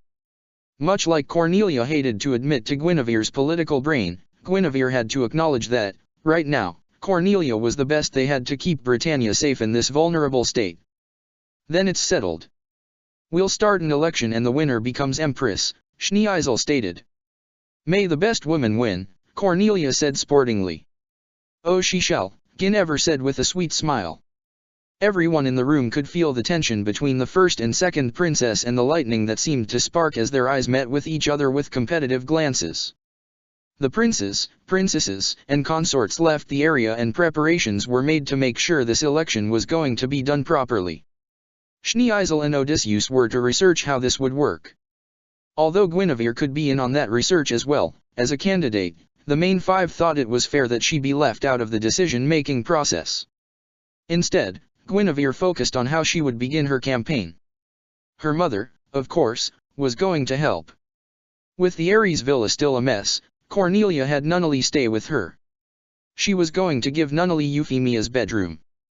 However, as Cornelia arrived home, she realized that she hadn't been in this house since she became viceroy of the country now known as the United States of Japan. Everything was in pristine condition, and as Cornelia reached the second floor she couldn't bring herself to open Yuffie's door. She dropped to one knee. She started to cry. "Cornelia?" Nunnally asked. Cornelia just sobbed until she turned around to scoop Nunnally out of her chair and held her. "You're all I have left." Cornelia, Nunnally gave her big sister a heartfelt hug. It wasn't long before she was crying too. Cornelia knew Nunnally must have felt the same. Both siblings only had each other left. Their mothers and blood siblings were dead. Cornelia lost Nonette, and Nunnally, as far as she knew, had lost Suzaku. The half-sisters held each other and cried. "Nunnally, my sweet little sister." "Cornelia, big sis," Nunnally sniffed. "If I become empress," Nunnally said in between sobs, "will you protect me like you used to?" "Like I used to?" Cornelia asked, not sure if she understood. "Big sis, Cornelia always protected Lelouch and me. I want Big sis," tears fell from Nunnally's face, "to protect me again." Tears continued to exit from Cornelia's face. "Of course I'll protect you, Nunnally. Even if you don't become empress, I will protect you." "Really?" Nunnally sniffed. "If you don't win, we can leave the empire. We can be happy, just you and me together. We can live apart from civilization and just be siblings," Cornelia said as she rubbed her cheek against Nunnally's with a warm smile. "Despite the tears coming down her face, I don't have anything else in the world left except for you." "Cornelia," Nunnally buried her face in Cornelia's chest. "I love you, big sister." "I love you too, Nunnally." "I love you too, and I'll always love you. You're my favorite half-sister." When Cornelia and Nunnally finally were able to stop crying, Cornelia gave Nunnally a bath. The two half-siblings spent the entire day in the mansion together, and they were very happy. "And here I thought I had lost everything. I finally found it, Nonette. I finally found a reason to go on," Cornelia said as she stared at Nunnally while the siblings played chess. She wiped a tear from her eye. "Cornelia." "Sorry," Cornelia said, wiping her eye, "that one slipped. I was just thinking about something Nonette said to me is all, before she left this world." Cornelia reached over the table and ruffled Nunnally's hair. "As long as I can see your smile, I will always have a reason to look forward to tomorrow." Nunnally then gave Cornelia a warm smile. "I'm glad. And, as long as I can have you right next to me to take care of me, I guess I can go forward too." Nunnally then closed her eyes and smiled with her mouth open. Cornelia actually smiled for the first time in what felt like a long time. At the end of the day, Cornelia did have the emotional stability to open Euphemia's room. She was going to have Nunnally sleep in her sister's bedroom, but Nunnally protested. "Cornelia, could I sleep with you, just for tonight?" "Sure," Cornelia smiled. She took Nunnally into her bedroom and tucked in her little sister in first before snuggling next to her. As she stroked Nunnally's head, threading her fingers through her half-sister's light brown hair, she couldn't help but remember a familiar tune. She began to sing softly to Nunnally. "I'm not a sinner. I'm not a saint. I am a soldier, and I'll always be brave for you, my darling sister, and hold on to your hand. So rest here in my arms and drift off to the wondrous dreamland. 'Cause I'll be right by your side every morning when you wake up, every evening, every afternoon, and for the rest of my life." Nunnally's slowed and relaxed breathing indicated that she had fallen asleep. Cornelia smiled and tried her best not to cry. "If this is how the rest of my life will go, then this is all that I need. You're all I have, Nunnally, and I won't let you leave my side." Cornelia's attempt not to cry failed her for a moment as she became misty-eyed. "I promise that I'll be a good big sister to you. I will fill the void Lelouch left in your heart, and you can fill what Euphemia left in mine. I will treasure you, Nunnally. I love you, little sister." Hueco Mundo. The imp-like hollow housing the body of Lelouch VI Britannia had been wandering about Hueco Mundo in search of food and shelter, and had found neither as he traversed upon the white sands. He was dying of hunger, not knowing that hollows had to feed upon living beings. Due to his massive intellect, Lelouch was still very human on the inside. While he had the body, instincts, and soul of a hollow, he was very sapient. In all his exhaustion, he couldn't keep his wings going anymore and dropped to the ground on his knees, his aching wings needing rest. He looked up at the moon overhead. I've been at this for so long, I've completely lost track of time. What kind of hell is this? For the sin I have accumulated, I would have expected more sentient creatures, or is hell tailored to its victims? In the next instant though, Lelich heard the galloping of footsteps as a bestial, quadruped hollow with a purple body, white mane, and mask shaped like a lion, but with all sorts of nasty spikes sticking out of its body charged and struck right for him. Hollow instincts kicking in, despite his exhaustion, Lelich dodged. This creature, it resembles what I am in some way. Lelich's thoughts were cut off as the hollow, angry that it had been denied its meal, attacked him again. Smaller in frame, Lelich was able to evade. The hollow's hungry, green eyes set upon him again as its long purple tongue drooled in anticipation for its meal. While Lelich as a human would always choose flight over fight and would gladly let himself be devoured for the sorrowful things he had done as the 99th Emperor, his hollow instincts overrode the rational part of his mind and battle frenzy kicked in, forcing him to fight. One thought ran through Lelich's mind as, with quick movement, his imp-like claws shredded up the size of the large, lion-like hollow, so, it's survival of the fittest, how fitting. As the lion-like hollow fell over onto its sides, Lelich went for the killing blow and, as though knowing what to do, he clamped his claws around the beast's throat and began absorbing its reishi directly into his body. Lelich's energy was completely restored and he had gained a new level of power.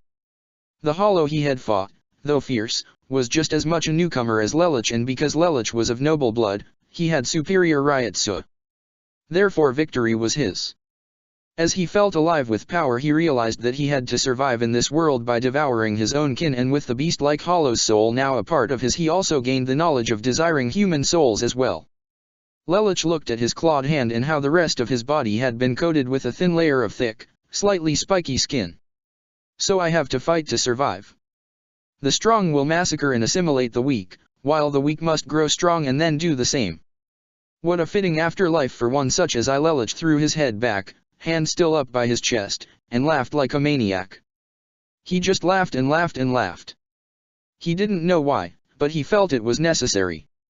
The truth of the matter though was that by accumulating the extra hollow, Lelich's mind was slowly becoming corrupted. January 2019 ATB. With the arms race of Britannia currently underway, Guinevere was ahead in the polls by a landslide. Nunnally was losing miserably despite her best efforts, but her best efforts were also what held her back. Guinevere had propaganda using all of her supporters that she was a strong-willed woman, while Nunnally was just a naive child. Guinevere attended meetings with governors and local government officials to discuss what she would do to benefit the nation. She made campaign speeches promising to fix Britannia from the sorry state it was currently in. However, most of what she was up to would only further widen the gap between the nobles and the commoners. As things stood, if Guinevere took the throne, things would not be as bad as when Lelich took charge, nor as tyrannical as when Charles did, but it would be far more corrupt and even Britannians would suffer.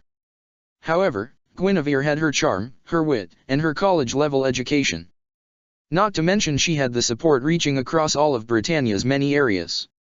Nunnally had her supporters, especially Area 14, but it simply wasn't enough. Nunnally's problem was that she was too nice. She refused to use propaganda to paint Guinevere in a bad light, feeling she would stoop to her older sister's level. Worse though, she hardly left the Lee Britannia manor. Nunnally was crippled and her frail constitution made it so that Schneeisel and Cornelia were hard-pressed to bring her anywhere for fear of her health. This also drove many voters away from the young princess. Since Schneeisel and Cornelia spoke on Nunnally's behalf, gossip sprang out that the young princess couldn't speak for herself, and when Cornelia and Schneeisel would contradict each other on occasion, it cast doubt on Nunnally's intentions. On top of this, Nunnally's heritage was no secret.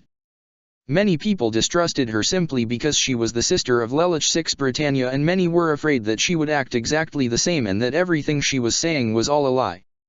Despite their best efforts, Cornelia and Schneeisel were unable to get the public to see reason on this matter. "I can't believe she's killing us," Zero said metaphorically. And this was her fourth problem. Nunnally and Zero were allies. Many of the Britannians, though thankful for Zero's support, still saw him as a Japanese figurehead, as did most of the world. With the racial state Britannia existed in, Zero was seen as someone who would run the country into the ground, and Nunnally made it no secret that Zero was her ally. Although she knew not his identity, although he had killed her brother, Zero saw it as justice to support Nunnally. He had gotten down on his knees before the princess and sworn loyalty to her in private. Cornelia, much to Nunnally's surprise, said that the young princess could trust him. Nunnally was shocked by this, but Cornelia's logic was sound when she told her, Lelich became a tyrant to sacrifice himself and to get you on that throne. He told her, do not waste your brother's kindness. Why yeah, but what Lelich did was unforgivable. If Zero hadn't cut him down I was going to do it myself. Cornelia scowled. Nunnally swallowed at this. Make no mistake, I loved Lelich with all my heart, but what he had turned into was unforgivable, Cornelia growled. Nunnally understood this. And, so far, Zero had done as he had promised and helped take care of her along with Cornelia and Schneeisel. It's because Nunnally's too soft, Cornelia said as all three members of the candidates' council watched the news. I'm not soft, but I don't want to be mean. Nunnally, in politics you have to. Nunnally cut Schneeisel off. Yuffie didn't do that and I didn't as viceroy. I won't use underhanded tactics now or any time. That's not the type of empress I want to be. How can I get the people to trust me if I lie to them now? Your Majesty, no offense, but the people aren't even trusting you now as it stands, Zero said, pressing his fingertips to his helmet. Let it go, Zero. Cornelia shot him a serious glance. Her tone wasn't one of malice, but one to simply indicate that the masked man was wasting his time. Nunnally was just as stubborn as Yuffie. Once she made up her mind on something there was no stopping her. Still, damn Guinevere. I can't believe she's winning. This is stomach-churningly sickening, Cornelia said in disgust. Now, Cornelia, just relax, Schneeisel pat her on the shoulder. We can still win this. How though? What we stand for is keeping us behind in the polls. Britannia doesn't want change, they want things to go back to how they were. Damn it, she stomped her foot, Lelich's plan was all flawed. At this rate he's going to put a royal bitch onto the throne. Lelich's foresight might not be perfect, but he's certainly not an idiot, Zero stated. I take it you have a suggestion, Master Zero. I'm never going to get used to hearing that, Cornelia smirked to herself. Schneeisel had been calling Zero that all throughout the campaign process.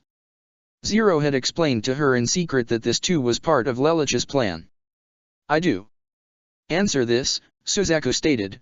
How many people know that her ladyship has regained her sight? Cornelia and Schneeisel pondered this point and both of them had the same realization and knew exactly how to play this. They finally could give Nunnally the campaign speech she needed to turn this thing around. Nunnally became nervous as to the confident, crafty looks on her siblings' faces. However, explanation simple changed the cause of her nerves. Schneeisel and Cornelia maintained that Nunnally's frail constitution made it impossible for her to stretch out along the entire nation, but Schneeisel, with his great connections, got the best coverage he could and Cornelia pulled strings to use military satellites to make sure that Nunnally's speech was broadcasted everywhere in Britannia, including the areas, from the Lee Britannia mansion. Nunnally wheeled herself out in her wheelchair up to the microphone. A lot of people turned out and Cornelia made sure to have some guards so that no one could get too close to the fourth princess. Her blood relations could lead to some potential crazy people trying to attack her whose family members were massacred by Lelich. Nunnally sat in her wheelchair in front of the small microphone. Cornelia had urged her to write a speech, but Nunnally said she wanted to speak directly from the heart and that she knew what she was doing. Cornelia felt like she had to be absolutely crazy to let Nunnally try such a thing, but in the end she knew arguing with her wouldn't get her anywhere. Nunnally could almost feel the hundreds of thousands of eyes staring at her from the audience. Thankfully she couldn't see them, not yet. Nunnally fumbled for the microphone using her sense of touch to reach it to make sure she was right in front of it and then blew into it to make sure it was close enough to her mouth and to make sure it was working. When she was ready, she began speaking. Thank you all very much for coming, Nunnally said with a nervous, serious look. My constitution is really frail, so that's why I have my brother and sister speak on my behalf all the time. I really would like to go out and meet so many more of you in person, but I simply don't have the constitution. but that doesn't mean I won't make a good empress. Ugh, Cornelia palmed her face as she bit her lip. Nunnally was doing a bang-up job already. Anyway, because of that, this will be my only scheduled campaign speech, so my brother, Schneeisel, and my sister, Cornelia, have done everything they can to make sure as many of you can hear me speak my mind and to tell you that everything they have said for me, everything I stand for is for the good of Britannia. I've heard stories about how people don't think I'm qualified, but I am qualified, I really am. Nunnally said, getting pent up. My brother Schneeisel thinks it's foolish that I don't use propaganda to paint my competitor, my sister Guinevere, in a bad light, but if I paint her in a bad light, how does it make it easier for you to trust me when I say that I want kindness and fairness extended to all, even to strangers? Others have said that my siblings say everything for me, but I have them speak on my behalf because as you see me, I can't travel a lot, but they know what I want and I know that many of their beliefs differ from mine. But my siblings love me and would never go against what I want if I was in charge, this I know within my heart.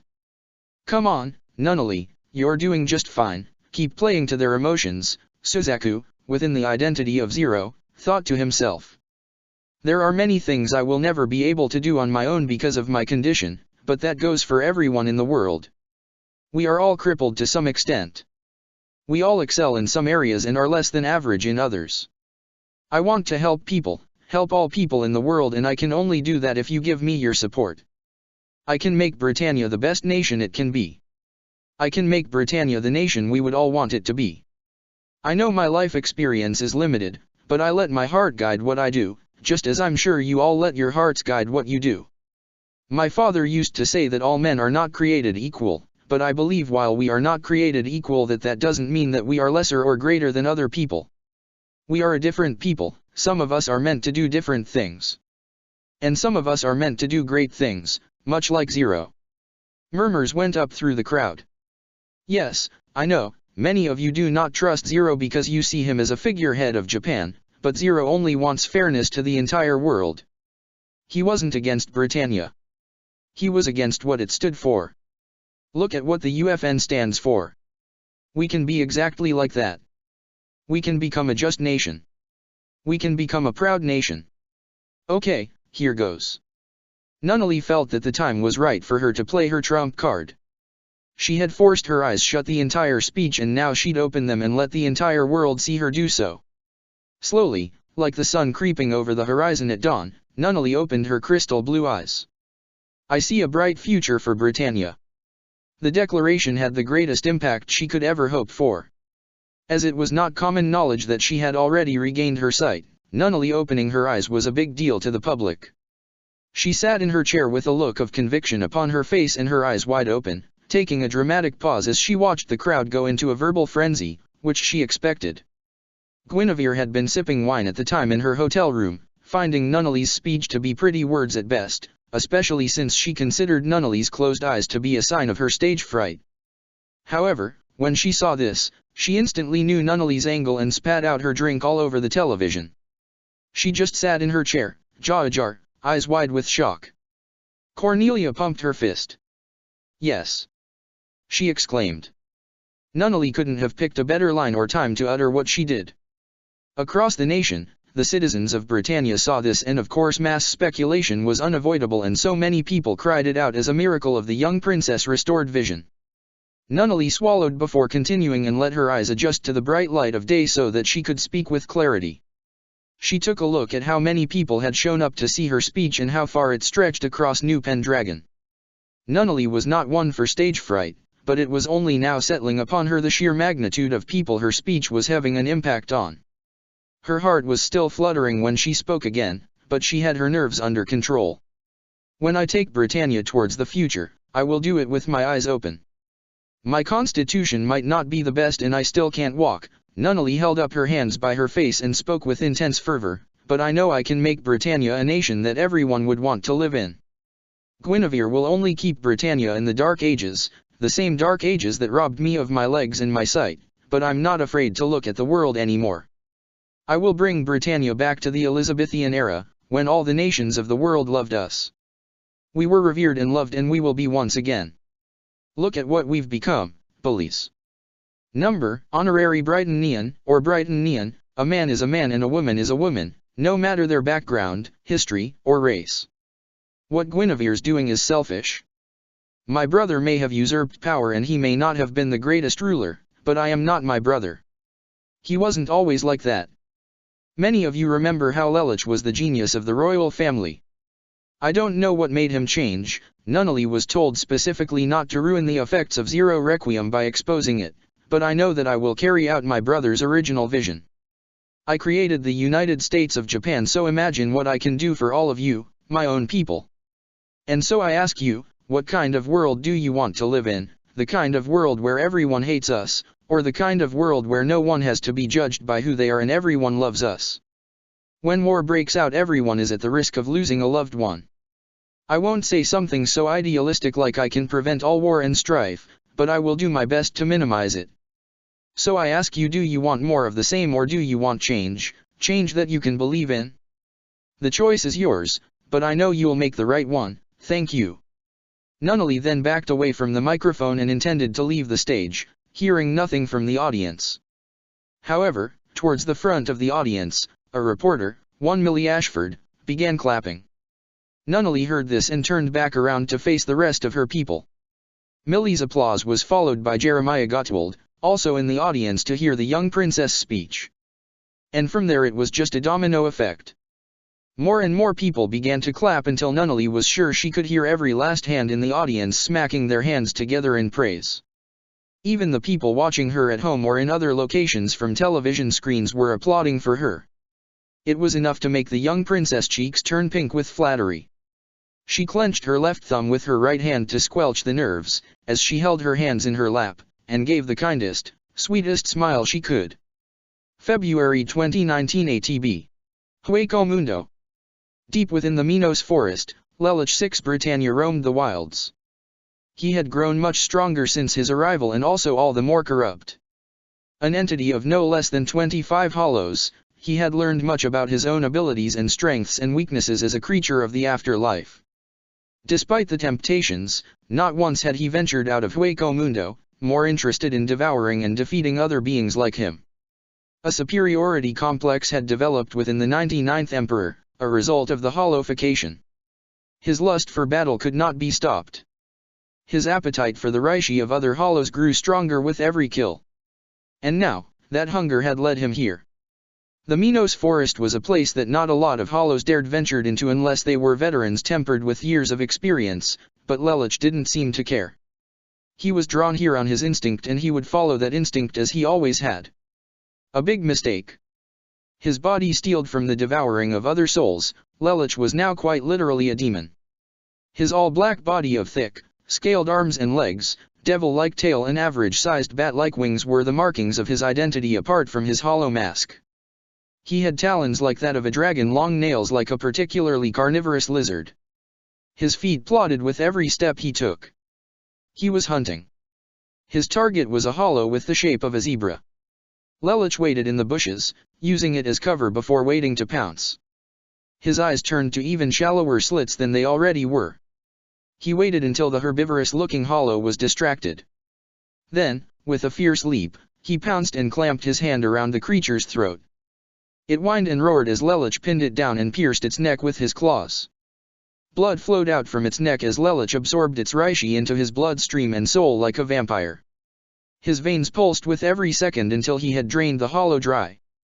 Lelich gripped his fist tightly to measure the small increase in his newfound strength. 26. Suddenly he felt the presence of another hollow coming down from above. He evaded to the side as the creature came slamming down and formed a crater where Lelich had previously been.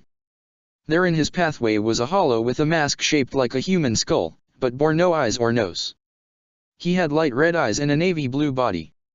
His torso an endoskeleton to show off his ribcage, and he had a white bone running down where his sternum should be. He had an array of white spikes jutting out of his back and had a blade running parallel to his arm jutting from his wrist. He had similar white spikes around his feet and ankles, which were human-shaped, if a size 11. His shoulders extended as if he was wearing pauldrons. He also had a spike jutting upward along his left kneecap. His name was Scourge. He was a Vastolords. Lelich could tell already that this hollow was much more powerful than him. He fled without a second thought, letting his wings carry him through the air. Unfortunately, his opponent was much stronger and faster than he had anticipated, and even with his fast-flying wings, Lelich was ultimately pinned down in the same manner he had made his last kill. "Do not worry, little hollow," the mighty Vastalords chuckled, "soon you will feel naught by the abyss." Lelich struggled with all his might, but his actions were in vain. Scourge was way out of his league. Lelich could never hope in a million years to defeat such an opponent head-on. And soon, Scourge had consumed him completely. He stood up upon finishing his meal. Another insect crushed, Scourge chuckled. He was slowly regaining power from his defeat at the hands of the human girl, Inu Orium. He was thanking his lucky stars that other Soul Reaper had let him go. He was in a bad situation there, and if that Soul Reaper had given chase, though it would have been a long chase indeed, Scourge would have skydiving with no parachute unless he could open a Gargantat in hypersuit, a task he did not believe he was up to under what the circumstances had been. However, as Scourge walked away, his body tensed up and he couldn't move. His eyes bugged out. "W.H. What?" Lelich's voice echoed from within. Although he had been consumed, his willpower yet remained, and like Shiba Miyako, he intended to take what had absorbed him for himself. "Your mind is as hollow as our nature. You may have built this body and its strength, but what you've created I now take for myself." "Never!" Scourge shouted. "You don't have a choice," Lelich chuckled as he continued to fill Scourge's mind with his own thoughts. "My mind is superior." Scourge dropped to his knees and grabbed his head with his hands, struggling to sustain control, but it was ultimately futile. Lelich never would have been able to win against an enemy head-on, but in a battle of the minds, only a few could ever hope to defeat him. Scourge threw his head back from the maddening pain caused by the presence of Lelica within his mind as the much weaker Hollow began to use his superior brain to assume direct control. Scourge roared and screamed in frustration as his entire body was consumed by shadow from within. Scourge underwent a full metamorphosis. Now that a new being called itself the master of his body, a change of scenery was in order to better suit the new master of the castle, as it were. As the shadows died down, the only thing that stuck out from them was Zero's helmet, same as it had been when the hollow-fied emperor had worn it. His limbs were hidden by a cloak of thick shadow that covered his entire body as it had in life. Thick tendrils of shadow seeped from underneath Lelich's cloak, giving the sense of a dark, foreboding power seeping deep within him. His all-black body brought with it a sense of despair and true fear. Shadowy mist seeped from all around him. The Demon Emperor had become the Demon King. Lelich's purple eyes opened and a low growl emitted from his throat. Much better. If he had a mouth he would have smiled, but the joy he was feeling was shown by the expression in his eyes. However, much like with Miyako, the other hollows within the body he had overtaken attempted to fight for dominance. Much like with Scourge, Lelich's eyes bugged out. "No. I am in control here." The shadowy mist coating his body released into a dark aura as Lelich's body arched back and sprouted up, the cloak allowing him to stretch upwards as though made of rubber. Lelich emitted a fierce roar of dominance and pain, attempting to fight off the creatures within him, attempting to wrestle the control he had just taken. "This power is mine," he affirmed, but the darkness of the creatures within him slowly seeped into his mind, corrupting it and turning it as feral as any other hollow. But Lelich persevered, and with another fierce yell and more mental strain he silenced the beings within him, but at a great cost to his psyche. As he returned to neutral height, Lelich arched forward. His eyes scowled with deep hatred. Gone was much of his logic and reasoning. Although much of Lelich remained, only the dark parts of him were left.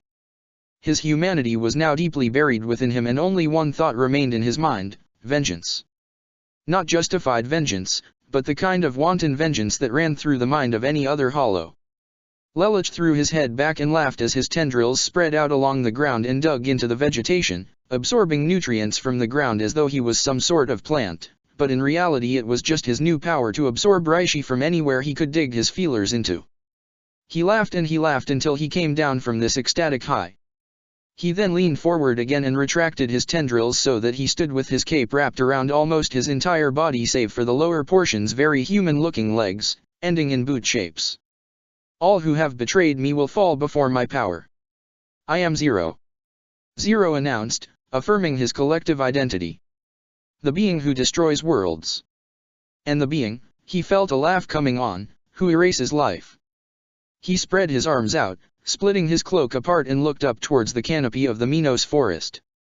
His laughter echoed from all around. A new demon had awakened from within the Minos forest, stronger than Scourge had ever been. It was a demon whose lust for vengeance knew no boundaries. Now, Zero said, calming down and snapping his fingers to open a gargantat, where should I begin? To be continued. Chapter 174, Nunnally vs Guinevere, to become Empress. March 2019 ATB. In the months that followed, Nunnally's one speech took the nation by storm.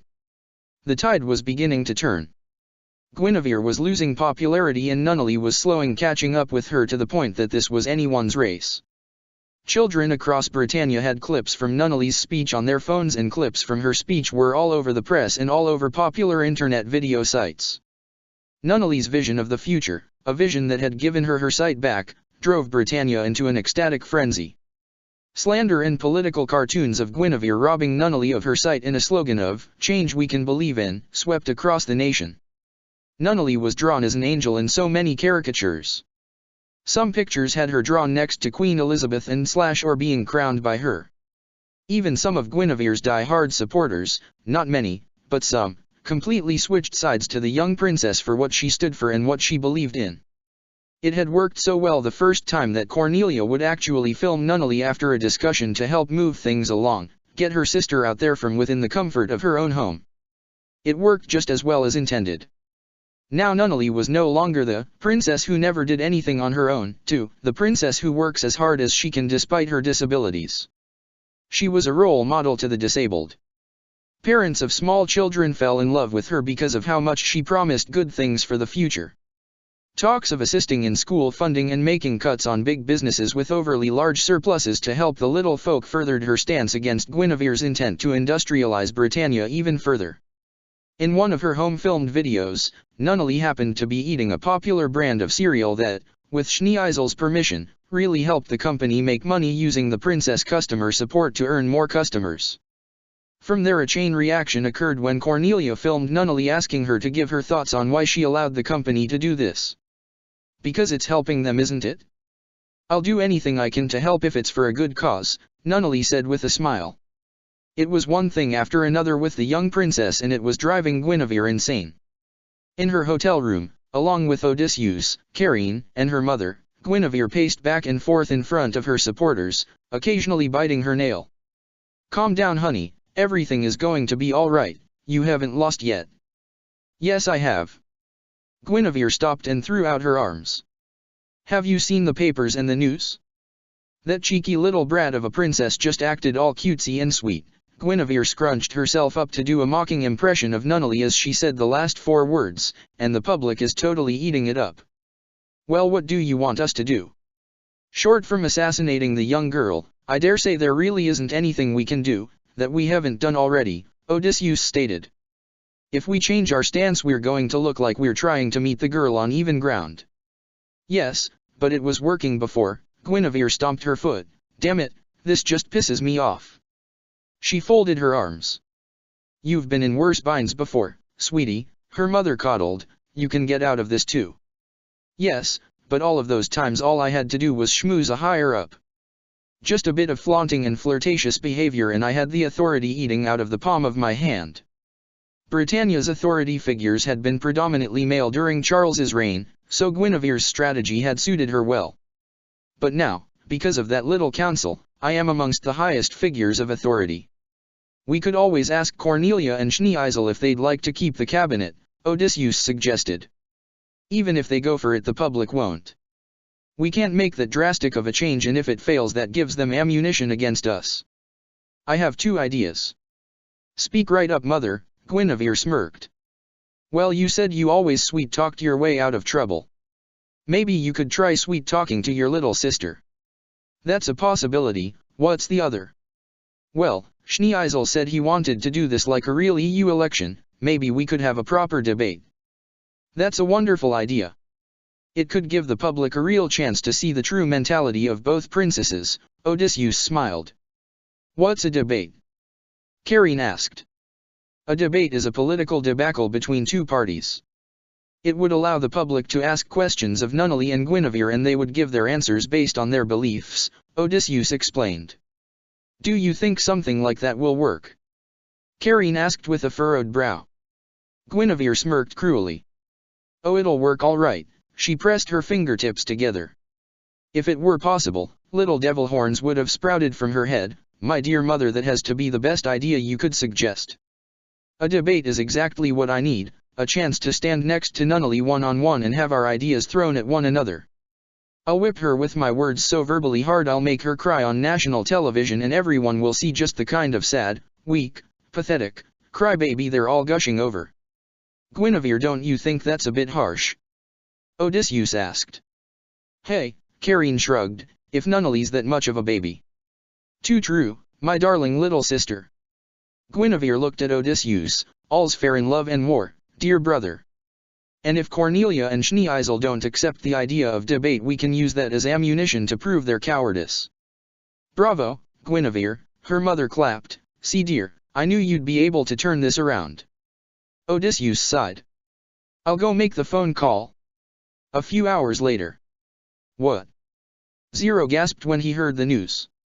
They want Nunnally to have a debate. You shouldn't look so surprised. You originate from Japan, it's a democracy there. You have debates all the time, Schneeisel stated. It was true that Zero originated out of Japan, whether that meant that Schneeisel, under the influence of geese, understood that Zero now and Zero then were different people. The fact remained that Zero started in Japan.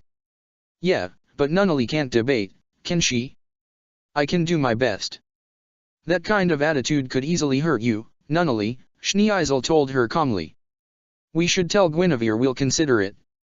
No, don't. If we disregard this we'll do exactly what she wants, Cornelia stated. You're the mastermind, Schneeisel. Can't you see her angle? I suppose I don't. Perhaps it is you who know Guinevere better and therefore know something I'm missing. No wonder Lelich finally beat him in the end. Schneeisel doesn't analyze people very well, he just analyzes society. If we tell Guinevere no, she'll go and use that to make it look like Nunnally is afraid. That kind of thing could easily hurt us. Ah, I see what you mean, Schneeisel said, catching on. Yes, she has quite the nice setup here. Zero, inept at politics, had to make an inquiry. What? What's the setup? If we don't accept her proposal it'll look like Nunnally is afraid to stand her ground. Even if we say we'll consider it, we'll seem indecisive. Our only option is to play to Guinevere on her terms, or she can easily turn Nunnally's kindness into just words. Nunnally needs to stand firm or we'll look quite the fools. I can debate. I can be firm. Nunnally whined. It's more than just that. Guinevere is a monster. If she sees any weakness in you, Nunnally, she will proceed to tear into you without mercy. You need to be more than firm, you need to be assertive, Cornelia explained to her. So then what do we do? Zero asked. The only thing we can do. Put Nunnally up on the debate and hope for the best. I'll make the arrangements, you coach our candidate here, Schneeisel said, getting up. Yes, that makes sense. Coach. Nunnally titled her head. I'm going to prepare you for the debate. Cornelia tapped a finger to her forehead and smirked. As her longtime rival in the family, I know all of Guinevere's tricks. On top of that, you need to be ready for any kind of question the media can throw at you, and I'll be sure to prepare you. You're a good public speaker. All you have to do is speak from the heart and speak proudly like you did the other day. Okay, Nunnally nodded in between syllables. April 2019 ATB. United States of Japan. Things were not easy for Japan's new Empress/Prime Minister duo. Kaguya, only 15, had a lot of responsibilities to uphold, and Ogai was having a lot of struggle on his own to adapt to office life and the responsibility of being a parent. His daughter, Maria, wasn't even half a year old yet. Many thought Japan would collapse being a single nation, but things were kept civil by the fact that Kaguya and Tianzi were longtime friends, and because the Japanese and the Chinese were part of the United Federation of Nations. The Japanese had the protection of their neighbor nation. With Britannia closing its borders and keeping out of foreign policies, which Kaguya could only assume meant they were struggling, many encouraged her to wipe out Britannia, as many did the same for Tianzi. However, both women knew better than to incite war over something so foolhardy. Britannia's demonic leaders, Lelich VI Britannia and Charles Zi Britannia, were dead. A new emperor and empress had not been declared, but rumors were widespread of a one-time democratic process on the home front. Still, it was definitely confirmed that Cornelia was maintaining the army and no one wanted to cross the Witch of Britannia. On top of that, Britannia still did have representatives make appearances from time to time in the form of First Prince Odysseus, Second Prince Schneeisel, Second Princess Cornelia, First Princess Guinevere and Fourth Princess Nunnally. Kaguya, having a wiser head on her shoulders than her Chinese friend, was having no trouble running her nation's politics with Ogai's help, who, ironically enough, often had to turn to the young ruler for help in his own problems caused by his workload. At the moment, Kaguya was being escorted from her office back to her home when the truck she was behind was suddenly sent hurtling through the air over her head and smashed into the car behind her. After that, the limousine she was being escorted in slammed into some form of invisible force, totaling the engine and causing the front half of the vehicle to explode. Kaguya ran out into the open and thankfully a few Japanese police force members happened to be nearby. She had no idea what was happening. She thought maybe she had fallen asleep at her desk and was having some sort of bad dream, but this was no dream. As police stood their ground wondering where the mysterious assailant had attacked from, they would never have known that Kaguya's would-be assassin was directly in front of them. As they held their guns at the ready, the officers had their arms and heads chopped off without a second thought. Kaguya began calling emergency numbers to protect her and hone in on her location. She was eventually picked up by an Akatsuki nightmare frame, which escorted her to safety, or so it intended. Kaguya's invisible assailant somehow managed to grapple the entire mecha and Komu steadied it through grip of force alone. Kaguya went tumbling to the ground where she thought she fell and hit her head hard on the ground, banging her shoulder and dealing significant damage to her body, as would anyone if they fell from a 4-meter drop. Her assailant crept closer to her. He had a white mask and an all-black body. Her assailant was none other than Zero, poised to kill her and devour her for no other crime than that he knew her. Kaguya was critical to the Zero Requiem, but whatever part of reasoning and humanity that had once been a part of the Vastalords had seemingly vanished, and all that mattered was devouring every last individual he knew that caused his non-existent heart to ache. Kaguya Sumeragi, a large shadowy hand reached forward from within the folds of Zero's cloak. You will be the first of many to feel the wrath of my vengeance. Kaguya looked up as blood dribbled from her forehead and blinded her one eye, with her other eye throbbing too much to open so she could barely see, not that she could see anything. All she felt though was very cold from the result of Zero's presence. However, all hope was not lost. In the next instant a strange man with salt and pepper hair, tempered by age, a funny mustache and sunglasses, wearing a ridiculous-looking over-the-top cape and hat that made Zero's apparel look the norm by comparison. He had tan skin and the rest of his costume made him look like a street performer. He twirled a cane round and round like he was something out of a magical girl anime, or a stage magician, and then aimed the stick at Zero. When all hope is lost you should call for a hero, he said and raised his arms to the sky. Spirits, he held his arms out at his sides, he held his arms down by his knees, always. He turned his arms so that he had both arms on his cane and pulled it towards him like he was doing a pull-up as he spastically shook his head back and forth and shouted with all his might, with you. Oh my head, Kaguya groaned from the loudness. And just exactly who the hell are you? Who am I, monster? Don't you watch television? He turned to the side to look at the wall behind him in the alleyway like he was talking to a cameraman of some kind. Although I haven't been on the air in almost 20 years, he looked back at Zero. I am the Japan's primary spiritualist, he declared. I am the one. He hoisted his cane above his head, the only. He spun in place and then crossed his arms over his body. Don Kanenji. Bo ha ha ha ha ha ha ha. By this point Kaguya passed out. You. Don Kanenji waggled his finger at Zero. How dare you do this to the esteemed young empress, foul beast. You should be ashamed of yourself. I am Zero. I have no shame. Way. You would soil the name of the man who is the hero of the world. Don Kanenji said, waggling a finger at the hollow. How dare you? I am the only one true Zero. That man is a fake. If you would protect this girl. Zero unleashed his spiritual pressure. I will devour your soul. Dan Kanenji felt the pressure wave from Zero, but remained firm as he took a whiff of air. "Smells like bad spirits," he declared. Soldiers came running onto the scene. "Empress Kaguya, you soldiers are just in time. Protect Her Majesty the Empress." "From what?" the soldiers asked, some believing Kanenji was responsible for Kaguya's current state of affairs. "Wait," one of the soldiers lowered his rifle, "I know that guy. You're Don Kanenji. I used to watch your show all the time when I was a lad." "Aha! I see you have heard of the famous one that I am." He pointed at Zero's location, who was simply content to watch the chaos, enjoying the spectacle. It played right into his newly founded twisted sense of morals. Don Kanenji waggled a finger at him while he looked at the soldiers. "Over there is a bad spirit, a very bad spirit. He has caused all of this, but I will stop him, for I am." Don Kanenji struck his trademark pose, "Don Kanenji bo ha ha ha ha ha ha." While some of the soldiers considered the man a Fruit Loop, it was still imperative and true that Kaguya needed assistance. They gathered her and Zero let them escape. "You have a sense of honor, bad spirit.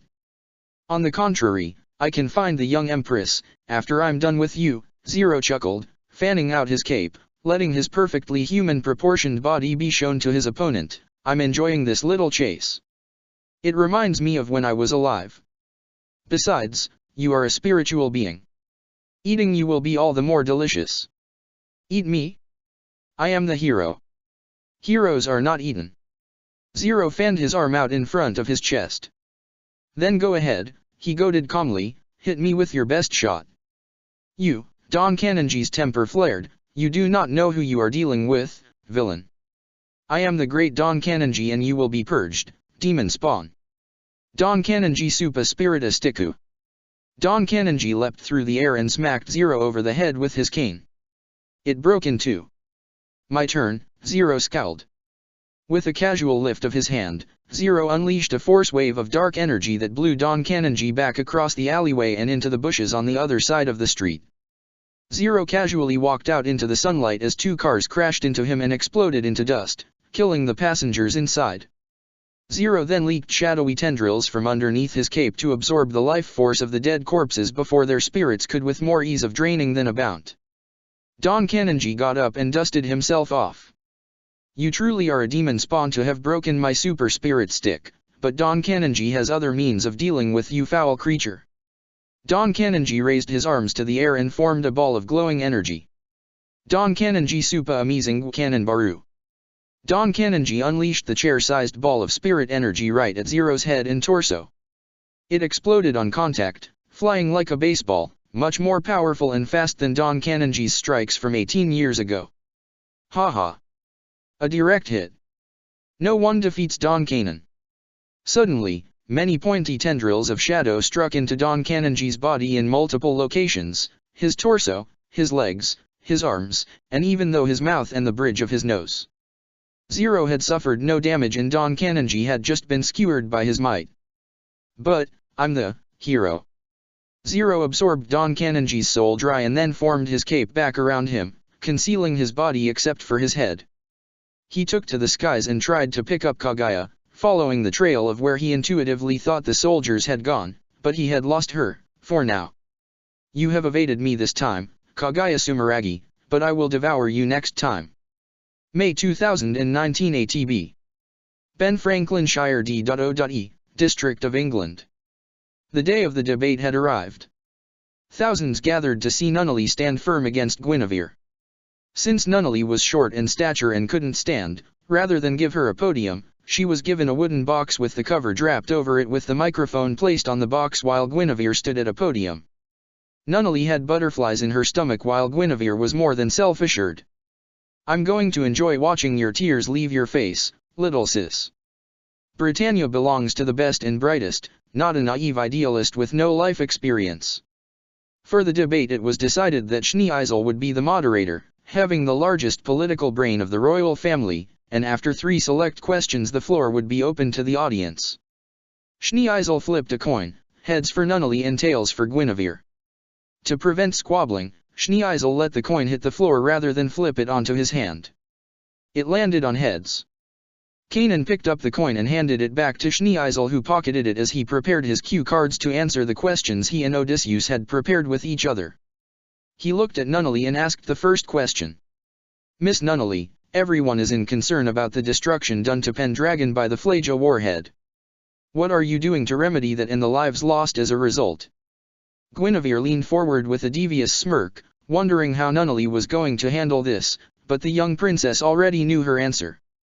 I've already started drafting plans to build a cemetery for the deceased, and I was going to use personal finances to help rebuild the city. I don't believe people should have to suffer for the loss of its capital. Pendragon was a big capital, taxpayer dollars will not be enough. Donations will be accepted though. Comments in the audience ranged from how selfless Nunnally was being to, of course she'll pay it off, Britannia blew it up itself, good for her. Guinevere only had one argument for rebuttal. That's quite a nice proclamation, Nunnally, but do you really think the funds from your estate will cover it? Wouldn't you go bankrupt? We already have a budget and funding for reparations of damage during wartime. I'm simply adding my own money into the funnel.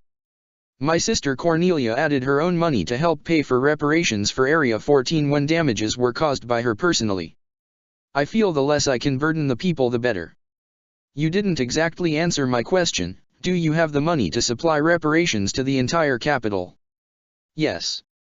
You are aware that this is going to cost more than £100 million to repair the full extent of the damage that was dealt to the now gone city of Pendragon, yes?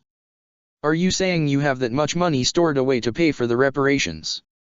My sister Cornelia and my brother Schneeisel also were willing to pitch in. Between the three of us we definitely have enough. All right, that's enough, Schneeisel declared, cutting the time, let's move on. Guinevere, what are you going to do regarding the destruction of Pendragon? I believe it's not necessary to repair the city. We've already established New Pendragon in its place, and to save money it would be best to build a memorial site where the city once stood. A ground zero if you will, Guinevere said, making air quotes.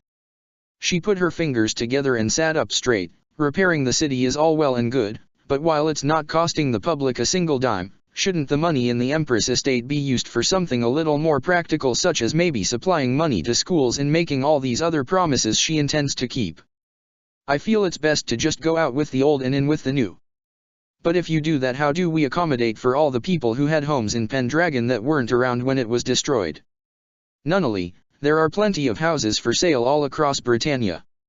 What has been destroyed can be rebuilt over time, but doesn't need to be rebuilt right away. People started nodding their heads in the audience of how sensible Guinevere was being. Nunnally was trying to be nice, but ultimately Guinevere was the more level-headed. Mentality currently shifted towards the older woman. Schneeisel looked towards Nunnally. Nunnally, what are you going to do about foreign policies with other nations, especially the UFN? After the disaster with the 99th Emperor, how do you intend to remedy what has been happening overseas? I want to ratify Britannia into the United Federation of Nations. To prevent war and strife, it is best we keep foreign nations our friends rather than our enemies. I said it in my speech that Britannia's days of being a bully are over. We need to do more sharing and less oppressing those around us. To ratify ourselves into the UFN would require us to either drop some our colonies or reduce our voting power within the UFN itself at their request. What would you choose? Guinevere asked Nunnally. I want to give back the land to the people it belongs to. Got you, Guinevere smirked. And if you give back the land to its rightful people, what's to stop the numbers with a grudge from turning the place upside down and destroying us? You misunderstand me, Guinevere, Nunnally said. I intend to abolish the number system entirely. An uproar of gasps sounded through the audience. With a nod from Schneeisel, Kanan sounded an air horn to quiet the room. Nunnally continued. The lands we have conquered, the settlements we have will still be Britannian settlements. I don't intend to evict anyone, but the nations of the areas will be their original nations that they were. The people will no longer be known as numbers, but as their original nationalities. I want them all to be on equal footing with us. Each country will have its own name given back. We will be foreigners in those lands, yes, but the nation must have its land back. We will share what we have taken, live in the home we so forcefully took as guests rather than invaders. As I said before, That naive way of thinking will easily get many Britannians killed. What will you do where there are mass outbreaks of murder because there's nothing to stop the former numbers, in your hypothetical scenario, from butchering us all? Well, Nunnally was about to respond back, but Guinevere cut her off. If you go through with this, you jeopardize a vast number of Britannian lives. You can't just say, I'll protect them all. The fact of the matter is we will lose many of our countrymen. And if we do nothing we will lose future generations to war. Nunnally exclaimed. My sister can protect our countrymen while I work out diplomatic affairs. I am not a naive child. I know we may lose our countrymen, but it's a regrettable, unavoidable sacrifice. We must make peace and undo the wrongs we have wrought the rest of the world. I said I was going back the Elizabethan era and I meant it. To push our faith on others is wrong. To oppress the other nations is wrong. We must be a better nation if we are to be seen in a positive light by the rest of the world. People in the audience weren't too sure about this at all. In Nunnally's speech the weight of her promise hadn't exactly sunk in to include sacrifice. Guinevere, same question, Schneeisel said to her. It's simple really. We maintain our own nation to protect ourselves. Joining the UFN will only hamper Britannia greatly. It's best we remain a single, strong nation than to put ourselves on a level playing field with those we do not even know. All men are not created equal. That is the mantra we have followed and that is the mantra of which we will continue to guide us. Britannia is strong. Others are weak. Why should we weaken ourselves so that they may step all over us? I intend to keep this nation going strong, to push it to its ultimate limit, and one day Britannia will be the only nation standing. All hail Britannia! Guinevere shot her fist into the air. The ever-familiar chant of cheer for the nation sounded for only 3 bursts before Canaan's air horn went off and Nunnally was allowed to rebuttal. The only way Britannia could be left standing is if a war broke out. That's still sacrificing our countrymen. All men are not created equal, yes. You and I are not equal ourselves, Guinevere, but here we are, both of us, fighting and qualified to become empress of the nation. People may not be equal, but lack of equality is not a weakness. It is weak to remain isolated. It is strong to be with others. I said it before, I want a just and fair world for all, even strangers. It will take time, I have no doubt about that, but if we shut ourselves in and continue to look down on the weak it will only give rise to another rebellion, and maybe the next Zero will not be as idealistic, yet tactful, as the one supporting us now. The fear that another Zero could rise up and cause war and strife, despite the fact that Zero was now on their side, scared the audience more than it did losing a few of their countrymen in the sake of extending the olive branch. Nunnally had set eyes back on herself. Last question, Nunnally, Schneeisel said to her, what do you intend to do about the amount of people currently homeless and unemployed caused by the loss of Japan? Let's see her get out of this one, Guinevere chuckled. That's why I want to repair Pendragon, Nunnally stated. We have to repair the city to accommodate everyone that's coming home from Japan and is currently living in shelters or on the streets. I said I would take care of my countrymen and I meant it. It will not accommodate everyone, but it's currently just a large landfill that can be refilled and used to supply these homeless people. There are other places in Britannia too that don't have anything built on them. Just flat, open land that won't even disturb the wildlife. It's more than just sentimentality, it's a plan. And my plan is to create a world with the least amount of suffering possible. So would you be using the revenue to continue to repair Pendragon as the people who would now be living there work hard out of it? I don't have to. I know the people themselves would want a nice home, so I know that they'll want to rebuild it themselves, and I am more than willing to accommodate with my own funding out of pocket to help them get their lives back. No one should have to suffer. After spending several years with no home with just my brother, after we were exiled from Britannia, I know what it's like to have nothing. While I could have never asked for anything more than to be with him, no one is that unmaterialistic. Many people need nice homes and nice clothes and warm meals to get through their day, and I understand that. So to prevent that suffering, no one will have to worry about going hungry or homeless. I will make sure every last citizen of Britannia is accommodated for. She can't be serious. Guinevere, it's your turn, Schneeisel told her. Guinevere cleared her throat, to accommodate for our fellow citizens. There are all the jobs that were lost by the citizens, lost to Pendragon and lost to Lelich's war. There are homes that are vacant, jobs that need filling. There are rural states that can become suburbs, suburbs that can become urban cities. Britannia must industrialize to become strong. The more we push technology forward, the more we can discover new ways to live. If we create peace, we stunt technology. I never said we would stunt technology, Nunnally stated. To stunt technology would mean that life is perfect, but perfection is an illusion. There are always ways to improve life, and I know that if we can all work together, that new ideas will sprout up and be shared across the world. Guinevere was at the end of her patience. Nunnally was performing far better than she expected. She only had one tactic left, and that was the only way she could see her way out of this. "Just admit it," she exclaimed. "I beg your pardon." Nunnally swallowed, intimidated by Guinevere's loud voice.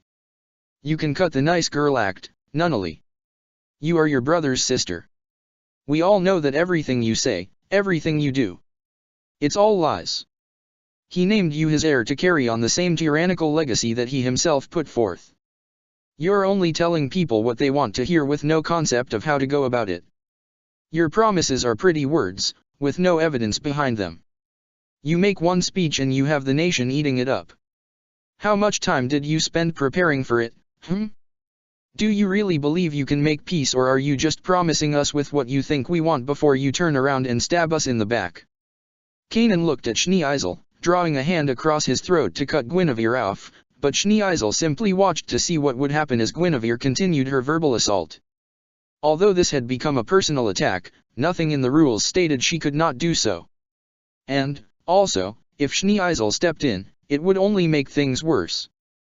Guinevere continued to attack Nunnally's character with composed, sharp intimidation, making the princess sink into her chair on the other side of the room, but as the volleys of insults and questions continued, something snapped inside Nunnally. Then, rather than shrinking and shying away, her eyes hardened and she stood firm. Well, she sat straight up, at least given she was paraplegic.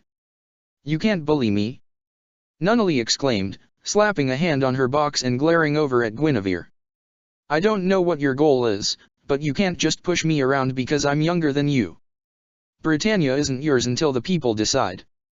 I have just as much to give Britannia, if not more, than you do." Guinevere was speechless and taken aback. She had expected Nunnally to break into tears, not bite back at her. This was definitely unexpected. "What? Did you think you would get me to cry? I might have a frail constitution, but I have a very strong heart. It'll take more than harsh words to get to me." Nunnally moved her wheelchair and took center stage. "Do you see what she is? She's a bully. She's using intimidation on someone like me just because I'm so nice. Are you going to let someone like that rule your country for you? My older sister preys upon the weak and spits them out like gum that's lost its taste, but I won't turn any of you away. I am a princess that believes in equality. All the members of this nation will receive equal treatment in the eyes of the law, the eyes of the working class, and the eyes of the military. Britannia needs to become a nation that accepts others' differences. We can't be fighting amongst each other, and we can't be bullying the numbers. If there's so much infighting, more people like Zero will rise up and create turmoil. Zero acted in the interest of the world and still does. To liberate Japan and create a gentler, fairer Britannia that is the future. We weren't always a nation that conquered everything. We were a nation that expanded as we needed room and were welcomed by other nations, but my ancestors took what they wanted by force. You collect more flies with honey than with vinegar. Maybe I'm idealistic, maybe I'm naive, but I know what is in my heart and what is in my soul. And I won't rest to make sure that Britannia is well kept. We will be a strong nation, and I will do everything I can within my ideals to make it happen." Nunnally panted, out of breath. Many people were surprised that such a declaration could come out of that tiny little body. Guinevere was unable to get a foothold or even think of a rebuttal. There was just dead silence. Nunnally broke it by moving her wheelchair back to her proper position. "Thank you." The silence continued for a little while longer. And then, after a pause, someone started clapping. The clapping began to increase in volume and pace as Nunnally was applauded for her speech. "This is out of control. Guinevere remarked to herself. It was easy to see that she was the unfavorite here. No one had any questions after that. The debate pretty much ended with that speech with Nunnally going out on a high note, and it was pretty clear who would win come voting time in November. People filed out and everyone went home. Guinevere chartered a jet to her new mansion and Nunnally was taken back to Cornelia's villa near Old Pendragon. 10:30 p.m. Britannia West Coast, New Lady Lake Mansion. In the dining room, Guinevere sipped a glass of red wine while staring out the window solemnly. Guinevere, honey, what's the matter? You can still win this. Nothing short of an assassination will defeat Nunnally, mother. It's not worth it. Of course it's worth it. You deserve to be empress. The people want Nunnally, Guinevere said calmly, with a tone that told one of defeat. I'm unworthy to become empress compared to her. Nonsense. Farah exclaimed. You're having too much to drink. You'll feel better with some rest. Farah walked over towards her daughter, but Guinevere put the glass down on the table. My limit is 5 before I feel even the slightest bit intoxicated. This is only my first glass.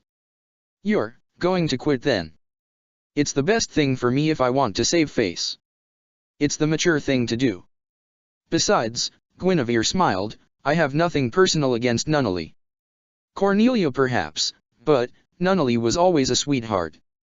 If she says everyone will be equal and Britannia can expect change, perhaps we should embrace it. Guinevere, this isn't like you. Farah pushed her head under Guinevere's bangs. I don't have a fever, mother, I'm just tired. Guinevere stood up and went into her closet before coming out a little bit later wearing casual wear consisting of a pair of long jeans with a cashmere, burgundy sweater. I think I might actually take a walk, Guinevere smiled. Her mother was dumbfounded. Guinevere undid the bun in her hair and let her hair hang out naturally. I have a lot of thinking to do, Guinevere said as she stared at the ground in despair. I'll be back by dinner, mother. She then left the room and shut the door, leaving her mother completely confused. Guinevere went to the backyard and walked past her guards with a smile as she headed into the small well-managed forest that was outside the back gates of the New Lady Lake Manor. Guinevere, without even thinking of what she was doing, sat down on a rock and looked at her reflection in the water. She could see her depression that had formed from the defeat she suffered. She really had wanted to be empress. It was all she ever dreamed of, all she ever talked about. What was she if not a princess of Britannia? If one took away her home and her status, what was she? Who was Guinevere de Britannia in the dark, all alone, with no one around? As she stared at her reflection, trying to see what Lelich and Nunnally, the only two siblings that had ever known this answer, she felt she might become a better person. However, though the moon shone overhead providing bright natural light upon the clear blue lake, and a scene of peace could be felt over the garden-esque forest, things were about to become a whole lot darker. As Guinevere sat on the rock by the lake, trying to wrestle an answer from her consciousness, she suddenly found herself unable to breathe. It was as if there was something clamped around her, crushing her body. She could see the indents on her clothes and the movement of her breast being fondled up and down. She tried to scream for help, but something was covering her mouth. Guinevere's last moments of life, before her eyes rolled into the back of her head, were feelings of true and pure terror. Britannia East Coast, New Yorkshire. 1:30 a.m. Lelich wandered the busy streets of the city. It was pouring and thundering so badly even the homeless cats and dogs were seeking shelter. No one was on the road and many lights were off or out of commission. Lelich stood still in the pouring rain though as he wandered back over to where he had been executed nearly a year ago. As he stood around, his soul pager went off. He answered it promptly. This is Lelich. Are you doing all right? I hear it's monsoon season where you are. Oh, haha, very funny, Kyokaku, Lelich jested, I'm fine, just a little rain. A thunderclap sounded as lightning flashed, and some thunder, nothing to worry about. Oh, yes, thunder is nothing to worry about. Is there a reason you called or are you just trying to excuse boredom? The reports from the rest of us were all sent into Anohanasu Teiko and they're being processed. I told Yuka Take Fukotaiko when she asked for yours that you were doing it in the world of the living and you'd have it ready by the time you got back, right? Well, yeah, Lelich's sixth sense prickled. I'm going to have to call you back, Kyokaku. What? Kyokaku asked as Lelich pulled the pager away from his ear. Lelich. Click. Lelich put a hand on his blade. I know you're out there, show yourself. From out of the shadows stepped an all-black figure from the shadow of an alleyway. You. Lelich exclaimed. The rain and the lightning cut out the dialogue that was exchanged between Lelich and the figure that approached him. Lelich's assailant was so quick, he didn't realize what was happening before he was set upon and his blood painted the streets. The next day. New Pendragon, Grand Hall. Late at night, Schneeisel had received an email from Odysseus, who had received an email from Farah to declare that Guinevere had withdrawn from the race. With this in mind, Schneeisel had spent most of last night and early the current morning, arranging for Nunnally's induction ceremony. Nunnally was about to be sworn and crowned empress when Karine burst through the double doors, surrounded by armed guards shouting, "There she is! Seize the traitor!" Cornelia immediately leapt to Nunnally's defense, standing in front of her and fanning out her cape, gun at the ready. Her soldiers immediately halted, knowing whose loyalty superseded whose. "Over my dead body," Cornelia said calmly and pointed her gun at Karine. "Sister, before I waste you in the name of treason, would you care to explain yourself?" Gladly, Karine curtsied and stepped forward into the middle of the hall. "Her Majesty, Guinevere of Britannia, was found dead this morning in the Lady Lake Forest Garden, undone by an unknown assailant. I was told the news when I went to collect her for Nunnally's coronation." "Guinevere's dead?" Nunnally gasped. "Oh, don't act so surprised, Nunna," Karine said, shaking her head, hands above her shoulders. She pointed at Nunnally with an accusatory finger. "After all, it was you who had her done in, wasn't it? Admit it. You hired some form of assailant to murder Guinevere so that she would no longer be your competition." "What, but I would never." "I." Cornelia extended her arm back, signaling to Nunnally that she would handle it. She stepped forward down the steps leading up to the throne and marched towards Karine, and with a scowl, hoisted the young girl off her feet and stuck the barrel of her shotgun in the redhead's face. "You have a lot of nerve," she hissed, "to walk in here and spit on Nunnally's charming and innocent name like that. You may have thought about assassinating her to get her out of your way, but we are not of like-minded natures, Karine. If anyone had the highest motivation to murder the crown princess, it would be me." Karine swallowed with fear. "And if I had any intention to kill Guinevere, I'd have already done so with my own two hands. So I want you to rethink what it is you're doing, Karine Any Britannia, before I lose control." Cornelia clicked back the hammer on her elongated rifle, "and end your life. Don't hurt me. I am just doing what Farah said." It was all her idea. Karine shook with fear, turning on the waterworks. Cornelia dropped Karine on her ass and looked back at Schneeisel. "Suspend the ceremony. I'm going to go check this out." "Yes, that's probably for the best." "I'll go too," Zero said, jumping down from the throne's elevation. "No, stay here with Her Majesty. This might be an attack to keep Britannia in perpetual anarchy. Stay here with Her Majesty and guard her with your life." Zero crossed his arm over his body. "Yes, Your Highness." Cornelia nodded and headed out of the building. She phoned Meredith at HQ to have a jet ready for her to take off in and head for the west coast. She arrived at the Lady Lake Manor in rather efficient time. She made her way to where she was directed by local authorities, many of which were surprised she had come all the way out here to inspect things. "How's Farah doing? Traumatized or accusatory?" "A little of both," the police chief on site said. "I'll keep her away from you, General-in-Chief." Cornelia headed into the back where the forensic team was already taking pictures and collecting samples. Cornelia asked to see the body up close and was permitted to do so. She knelt down to Guinevere, fluid dribbling from her mouth. She hardly recognized the crown princess in more casual wear. "The attack came from behind," one of the experts said to Cornelia. She was completely unaware of her attacker before it was too late. "There's some bruising on her body, likely the cause of struggle." "Bruising?" Cornelia asked. "Yes, Your Highness." The forensic expert knelt down and lifted up Guinevere's sweater, showing a large, dark, black bruise along her false ribs in a pattern similar to the limb of an octopus. "What the? We're still trying to determine the cause of death beyond strangulation. We're trying to find out who killed her and why." Cornelia yanked on her gloves to make sure they were tight around her skin. I'm going to do a little investigation of my own. Mind. And no, not at all, Your Highness. The expert backed away, watching her. Cornelia trailed a finger along the bruise she felt. A very familiar pulse of energy, though faint, resonated when she touched it. As I thought, damn it. Cornelia stood up. Tell your chief I want all files transferred to the Brighton military. Are you saying you know what's going on here? Better than any of you would, and I'm afraid my theories are classified, Cornelia stated. Understood, my lady. I'll go let the chief know. Cornelia sighed and looked down at Guinevere and how her eyes were rolled back. She reached out and closed the lids. She put her hand on her sister's lifeless shoulder. Oh Guinevere, she sighed, no matter how much I hated you, you were still my sister. You didn't deserve this. I never thought you of all people would get wrapped up in my personal problems that I've dealt with all my life. Cornelia stood up and headed back towards her jet to finish Nunnally's coronation. It's unfortunate, but there's nothing I can do to help her. These hollows really do know how to ruin someone's day. Meanwhile, back in Hueco Mundo, Zero was engaged in combat with two hollows.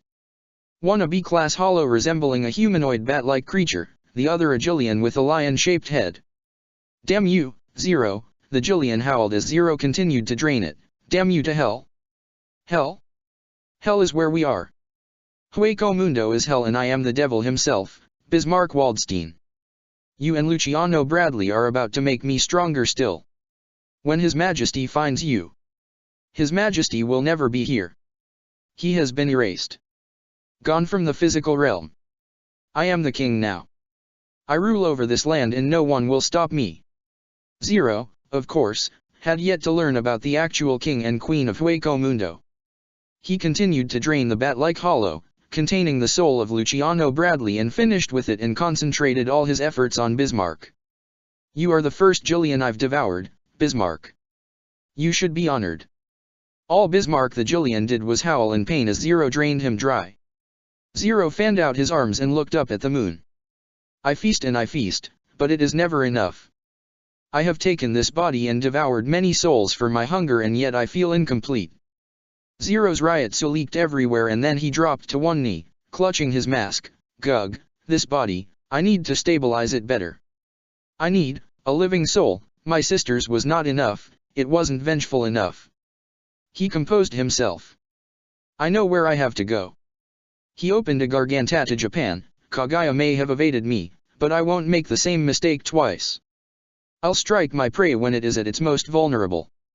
Zero began to laugh maniacally and his laughter continued to echo out and up towards the moon in dark, villainous crescendo. To be continued. Chapter 175, Zero's Revenge. May 2019 ATB. Japan. That day Nunnally was crowned the 100th Empress of the Holy Britannia Empire. She had a huge coronation speech to the public about her policies and procedures and was basically extending the olive branch while still building up security. She already intended to meet with Kaguya once she recovered and expressed her deepest sympathies for the young empresses and said, on national television, that she hoped Kaguya got well soon. Not much of the empire argued, given that about 95% of the empire had been intending to vote for Nunnally in November.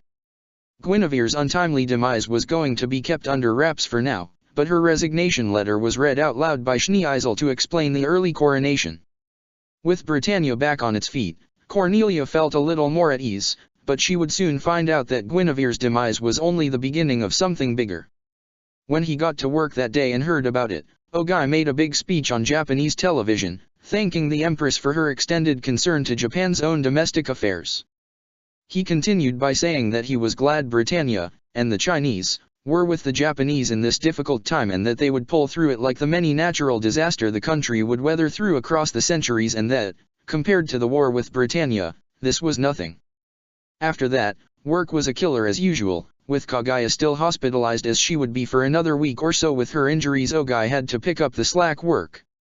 Thankfully he had plenty of people in the office who were just as concerned for Kaguya's welfare and doing everything they could to keep Japan in tip-top shape until she could return to being in charge.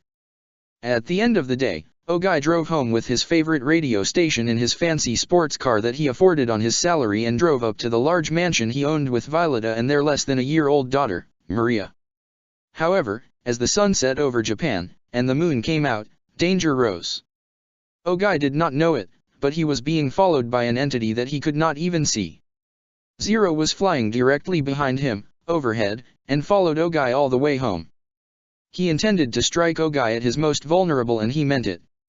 Not just Ogai, but Violeta would also feel the sting of his wrathful vengeance. Ogai parked and walked up the large steps to the front door and walked into the foyer of hardwood floors, hanging glass chandelier and the smell of good food entering his nostrils. "I'm home," he declared as he hung up his jacket. "Welcome home," Violeta said, exiting out from the kitchen to give her husband a peck on the cheek. "How was work?" "I had to give a big, unrehearsed speech regarding the 100th Empress coronation." "Oh, I heard about that on the news. I saw some of Nunnally's speech online. Britannia really sounds like it'll do just fine in her hands." Just because she had fiercely fought for Britannia all this time did not mean Violeta, like many, was exactly proud to go to war all the time. She was interested in peace just like everyone else. "Dinner smells good," Ogai said, sitting down at the kitchen table. "What are you cooking?" Despite having enough money to pay for the fancy house and luxuries, Violeta and Ogai wanted to set a good example for their child by doing all the cooking and cleaning themselves, except for having to give the entire house a good scrub down. Now that they felt they could hire a maid once a month they felt that pushing responsibilities onto others wouldn't set a good example for Maria or be good considering all of what they both had been through. Besides, Violeta enjoyed cooking too much not to do it, and Ogai was too self-sufficient to have himself driven around in a limousine. Still, that didn't mean they were vulnerable. Ogai's estate was well protected by an automated defense system rather than having to pay wages for common soldiers. Unfortunately for him, an automated defense required two things to fire: movement and visual, and for what was about to happen, it lacked the former. "It's your favorite," Violeta said, going back to the stove. "Fried eel and vegetable stir-fry." "Oh? What's the occasion?" Ogai asked as Violeta put her apron back on. "No occasion," Violeta said, picking up the wooden spoon she had been using and turning around, folding her arms under her chest. She smiled. "I just wanted to cook something nice knowing how tough work has been for you this past month." Ogai smiled, flattered. "You didn't have to do that." "No, but I did it anyway," Violeta said, returning to her cooking. "How's Maria?" Ogai asked. "Upstairs and asleep. I already fed her," Violeta said, continuing to cook. "She was quite a handful this morning. She refused to be put down for 1 second. And then she started screaming during one of my phone calls. It made things rather difficult." Violeta was an online sales clerk for a private technology company. Thanks to modern technology, Violeta could work from home and still take care of Maria until the young girl was old enough to attend preschool. Ogai and Violeta had their supper, and after a few more hours both went to bed. The sky had grayed during the time after dinner, and now it was raining heavily and storming just a little. And this was when Zero made his move. Creeping up upon the estate, he made his way up towards the front door. As she roused from REM sleep in the middle of the night, Violeta could have sworn she felt something amiss. She turned over to shake Ogai awake. Can aim wake up." Ogai grumbled as he roused from his sleep and looked at the digital clock. "Violeta, it's midnight, what's the matter?" I feel something's amiss." As she said that, there was a loud knock, like something had just smacked against the door. "What was that?" Ogai went over to the window by the king-sized bed and looked out at the trees blowing. "It's windy out, Violeta, probably something hit the front door." "It sounded like it hit it pretty hard is all I'm saying." Ogai sighed, putting his slippers on and grabbing the emergency shotgun from the closet. "I'll go check it out, probably a bird or something." "This late at night?" Ogai said nothing and just headed down the stairs. Violeta followed, nervous. Ogai tiptoed down the stairs. He walked towards the door and reached out slowly to turn the knob with Violeta close behind him, practically grabbing onto his shoulder. And then, as he reached for the door, it blasted right off its hinges in splinters. Violeta screamed, startled. "See, I told you, just the wind," Ogai said, approaching the entrance. However, he noticed the severe lack of extremely high winds. Violeta then noticed the folds in Ogai's pant leg change. Can aim. Huh? Wah. Ogai was hurtled into the air and thrown to his feet in front of Violeta and smacked hard on the ground, pretty sure he'd cracked a rib. He was then suddenly flipped over and Violeta just stared before shaking off her disorientation and shooting out into the open air, hoping to hit something. Maria began screaming upstairs from the noise. Neither knew they had been set upon from an enemy they couldn't even see. As Zero stood before them both, unaffected by Violeta's bullets, he hoisted Ogai into the air and began to coil a pair of shadows around his throat. Ogai, can aim, he said calmly, you were one of my most faithful allies in the Black Knights, but then you betrayed me. And now, you will die.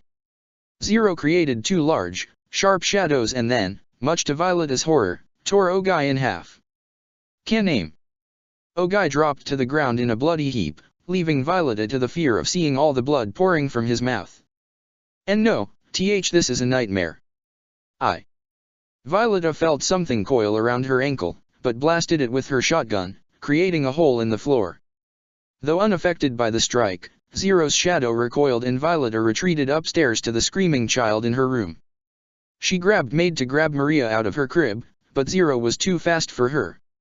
He hoisted Violeta up into the air, pulling back on her neck and on her legs before coiling more shadows around her torso. Zero held her up above and began squeezing and releasing his grip on her body, causing Violeta to spasm and contort in his grip. Maria only watched her mother up above her head doing this, in her mind, silly position, captivated by what was going on. Violeta knew. Zero roared. I will have my vengeance. Zero reformed his grip on Violeta to trap her on a bed of shadows, her arms and legs tied tightly down by his power. He flipped her around and faced her towards Maria before he took her right arm and bent and twisted forcefully behind her back before her shoulder popped. Violeta screamed out in pain. That arm was broken for sure. Zero returned to pressing Violeta down on her back, but now loomed over her, looking down upon her. You will suffer. I will make you beg for death. Violeta hyperventilated. Her arm throbbed with such pain and her entire body felt like it was on fire even though the air around her was freezing. She was terrified, truly and purely terrified. Worst of all, Maria was watching it all. She turned towards her with tearful eyes. What's the matter? Zero asked. Are you upset that your daughter is watching all of this? I'm rather glad. It will add to the humiliation as you humiliated me, as my teacher, on my side and as my traitor. I will humiliate you. You will suffer the fate of one who has betrayed me.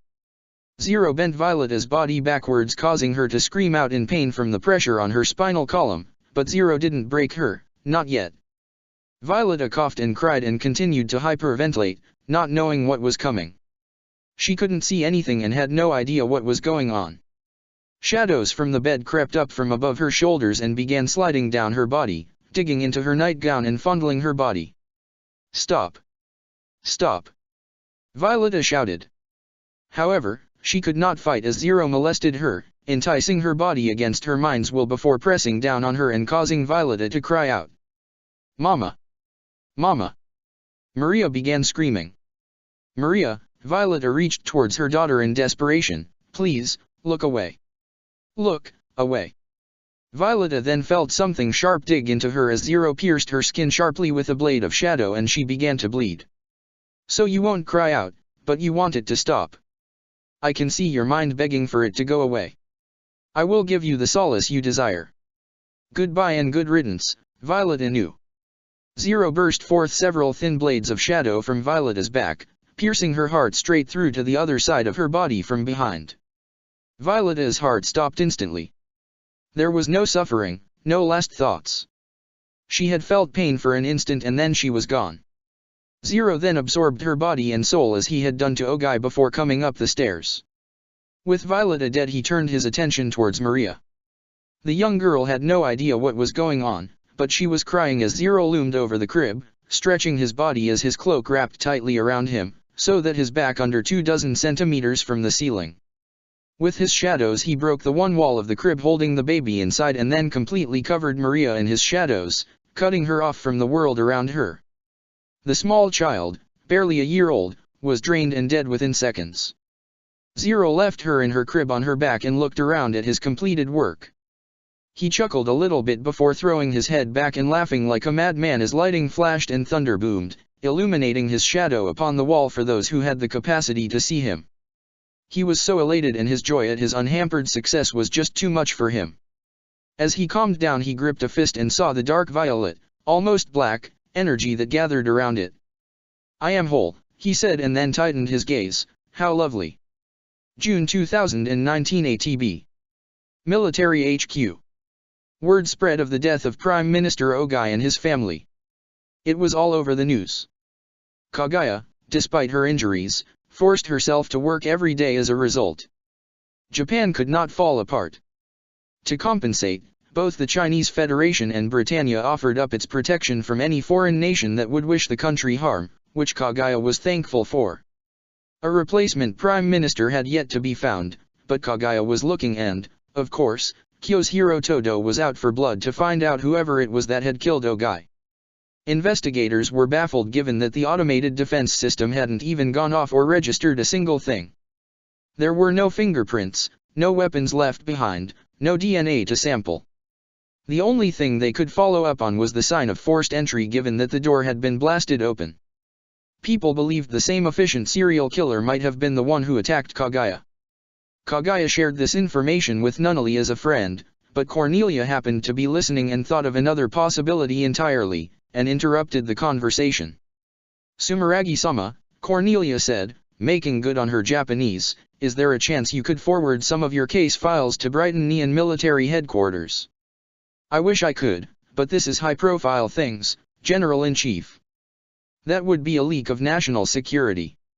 I'm only asking because I believe whoever attacked you and murdered the Prime Minister and his family, probably also killed my sister, Guinevere." "What makes you say that?" Kaguya asked. "There are too many unnatural parts to this. It sounds similar, but I can't be sure without data. As part of international relationships, I would hope you could find this request not to be unreasonable." Kaguya took a deep breath. "I will talk this over with the rest of my cabinet."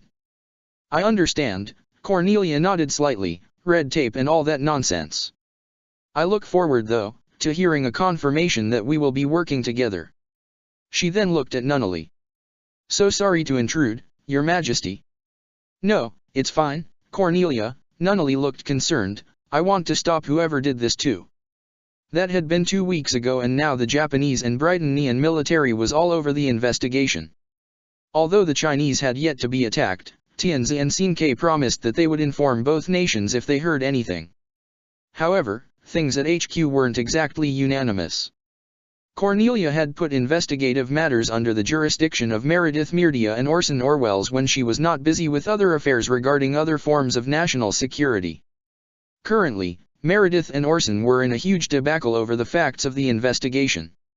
The two of them rarely saw eye to eye, so this was par for the course for both of them. "And I'm telling you, this cannot be explained by natural means," Orson snapped, smacking the back of his right hand into his left palm. "There is always a natural explanation, Orwell." Meredith sneered, arms folded under her chest. "This is the work of a highly skilled serial killer, and we will bring him to justice. Or perhaps you'd like to confess something yourself." "I haven't done anything," Orson bit back. "Perhaps it is you who would like to reveal something." With the Inked Alliance gone, Britannia obviously needs a new enemy. At this point, Cornelia walked into the room through the automated doors. "How dare you! I lost my sister to those scum-sucking cutthroats." "What did you lose, Orson?" "Nothing. Were you sucking Anarda's balls for him and that's why you never took action?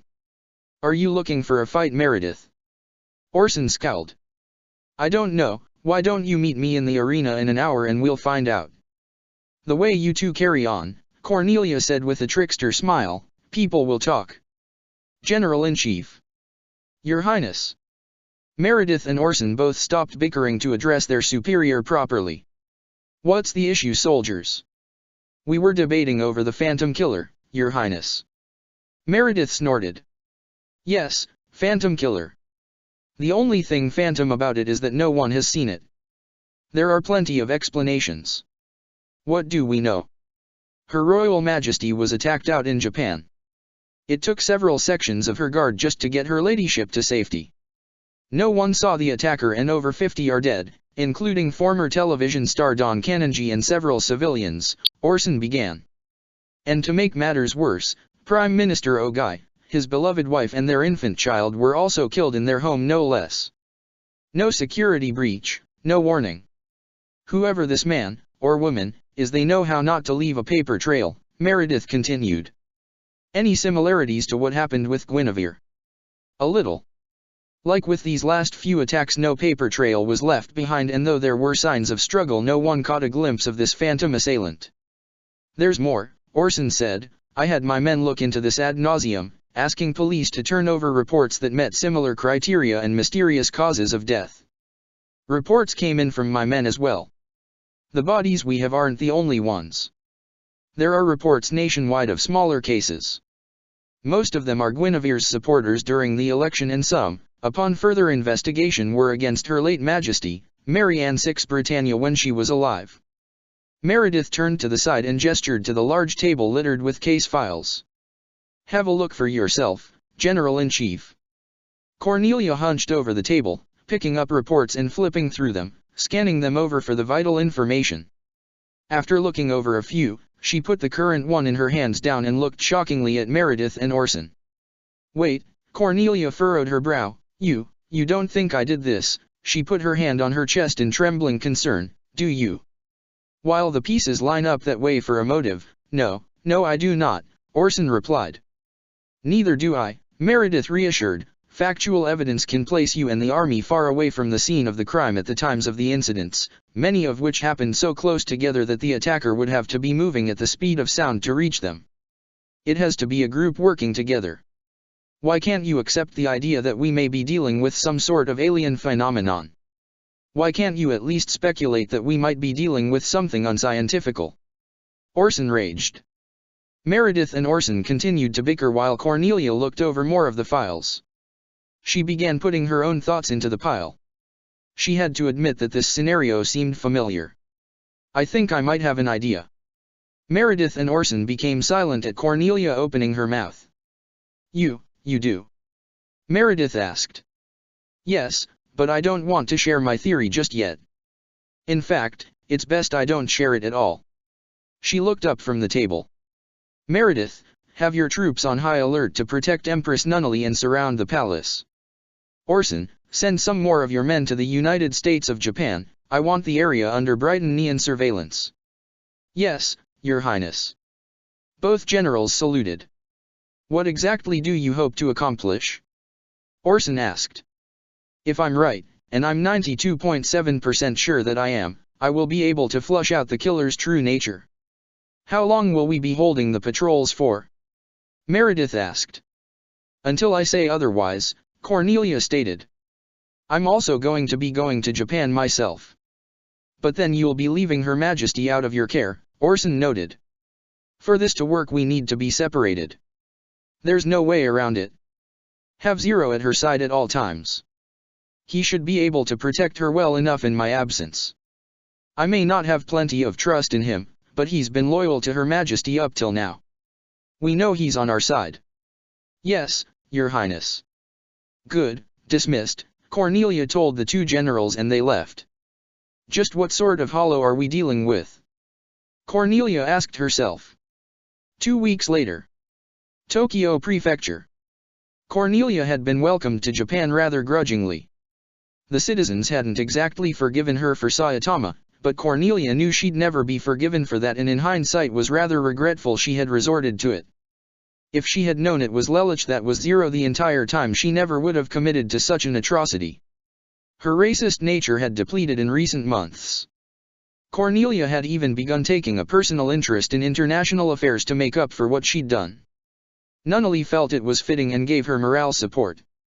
As Cornelia patrolled the streets of Japan, with many citizens avoiding her like the plague, she was in the company of an individual she hadn't expected to have followed her. Princess, what kind of hollow do you think you're up against? Guilford asked her. Truthfully, no idea, but it will rue the day it was born when I'm through with it. You didn't have to follow me all the way out here, Guilford. I'm more than capable of taking care of one measly hollow. Yes, but I'm its primary food source. If I follow you we may be able to draw it out. Cornelia said, putting a finger to her chin. I hadn't thought of it like that. Guilford crossed his arm over his body in salute. That's why I'm here, Princess. To serve you until I no longer can. Cornelia chuckled briefly, flattered by Guilford's loyalty. Thank you, Guilford. I appreciate it. She and her knight walked about another half a block before Cornelia's radio began beeping. Talk to me, she exclaimed. Situation at Ashford Academy. The soldier on the other end exclaimed. Although the Japanese controlled the nation now, most of the citizens were allowed to remain. Any Britannians were simply referred to as Britannian Japanese and just as legal citizens as any others. It had been a difficult transition, but Kaguya had managed to keep things under control. There are students falling all over the place and windows are being broken. An emergency call was made not too long ago. I'm on it, Cornelia declared. Let's go, Guilford. Cornelia began bolting down the street in the other direction before hatching a different idea. You stopped using your gift, Nellie. It's what made you a hero. With a smirk, Cornelia ran into an alleyway and bounced off the walls before somersaulting on top of the roof and using Bringer Light to bounce from rooftop to rooftop on her way towards the academy. She would arrive in no time at all. At the academy, things were in a state of chaos. Zero had already made his way onto the scene, sucking dry the life of any student unfortunate enough to get in his path. He was slowly making his way towards his target, Rivaltz Cardamone. Because of his part-time job, and his lackluster grades, Rivaltz had stayed at the academy to further his education. Zero had been stalking him for weeks and was now hot on his trail. Rivaltz hadn't betrayed Zero, but like any hollow they attacked friend and foe alike and Rivaltz fell in the former without a doubt. Rivaltz wasn't the only legal adult still attending Ashford though. Nina Einstein was also there, having not gotten her get-in taken away from Ashford prematurely. Both were on the run together, Rivaltz leading Nina to his bike, as he had done before during Lelich's attack on Ashford Academy as Emperor. Deja vu, Nina. He joked. Why yeah, Nina said. Unfortunately, both wandered right into Zero's sights and he sent out a whip of shadow that smacked them both to the ground. Nina fell on her chest. Rivaltz fell on his ass. Ack, what the hell hit us? Rivaltz groaned, rubbing his sore head. Nina pushed up off the ground as Zero slowly made his approach towards them. He stopped dead center in front of them. Although not spiritually attuned, both Nina and Rivaltz could tell they were not alone. Like with many, those particular people especially close to a hollow could sense its presence or see its outline. From this, Rivaltz and Nina knew they were being attacked by something they simply couldn't see clearly. What is that? Nina gasped barely above a whisper. You looking for a fight, pal? Rivaltz asked, putting up his fists. Pal? Isn't that what you used to call me all the time? Zero asked. Because he was only half visible to Rivaltz and Nina, he was also only half audible to them as well. However, rather than being a jumble of whispering or sounding like static radio, he just sounded like a very loud ringing in Rivaltz's head that made it hurt. Rivaltz dropped to his knees. Rivaltz. I will absorb you and bring our friendship to a new level. Zero grappled Rivaltz with a single tendril and hoisted him into the air. Rivaltz. Nina with protective frenzy, struck forward and tackled Zero. The impact of a human's full weight caused him to fall to the ground and Rivaltz fell back down. Rivaltz. Run. Nina shouted back at him. Why yeah. But what about you? Consider this my way of paying you back for last time. Like you said, deja vu, right? Nina was then swatted away and tumbled along the ground. Nina. Go. Now. She shouted. You still have ambitions and dreams, unlike me. You can't just roll over and die, Rivaltz. You have to live. Rivaltz clenched a fist and then shouted. I'll get help. I won't let you die, Nina. I swear. Rivaltz ran for his motorbike as fast as he could. Zero pinned Nina down with a claw of shadow. So, you intend to offer yourself up as a replacement for Rivolts. How noble. Nina could now hear the ringing in her head too. It hurt her brain as it had Rivolts. Zero transformed his claw into many tendrils and then pinned Nina down as he had with Violet anew.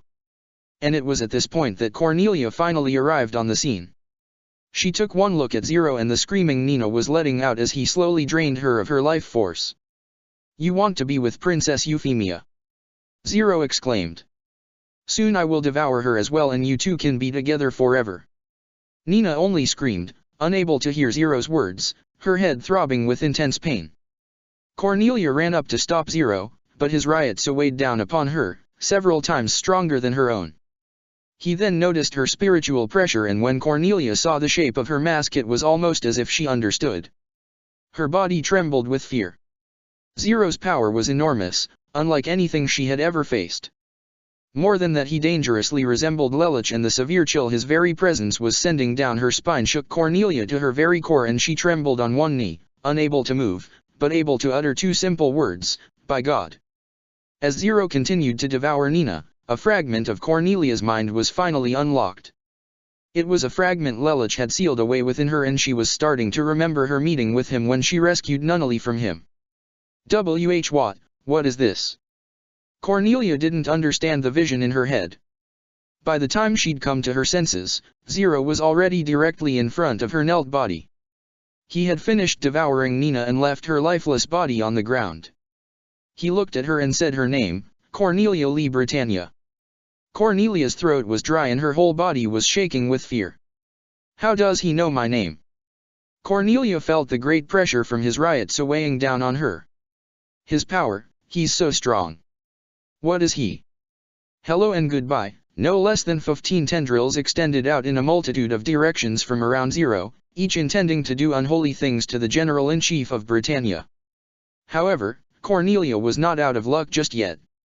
Before Zero could initiate his attack, Guilford leapt upon his back, looping his arms around his neck, attempting to strangle him, and was pulling Zero back. Run, princess! Guilford shouted. Guilford! Cornelia exclaimed, finding her voice. Zero struggled to fling Guilford away. Guh! Ugh! Get off me! He declared in annoyance. Princess! Please run! Cornelia rose to her feet. But if I do, what about you? Please, do not worry about me, Your Highness.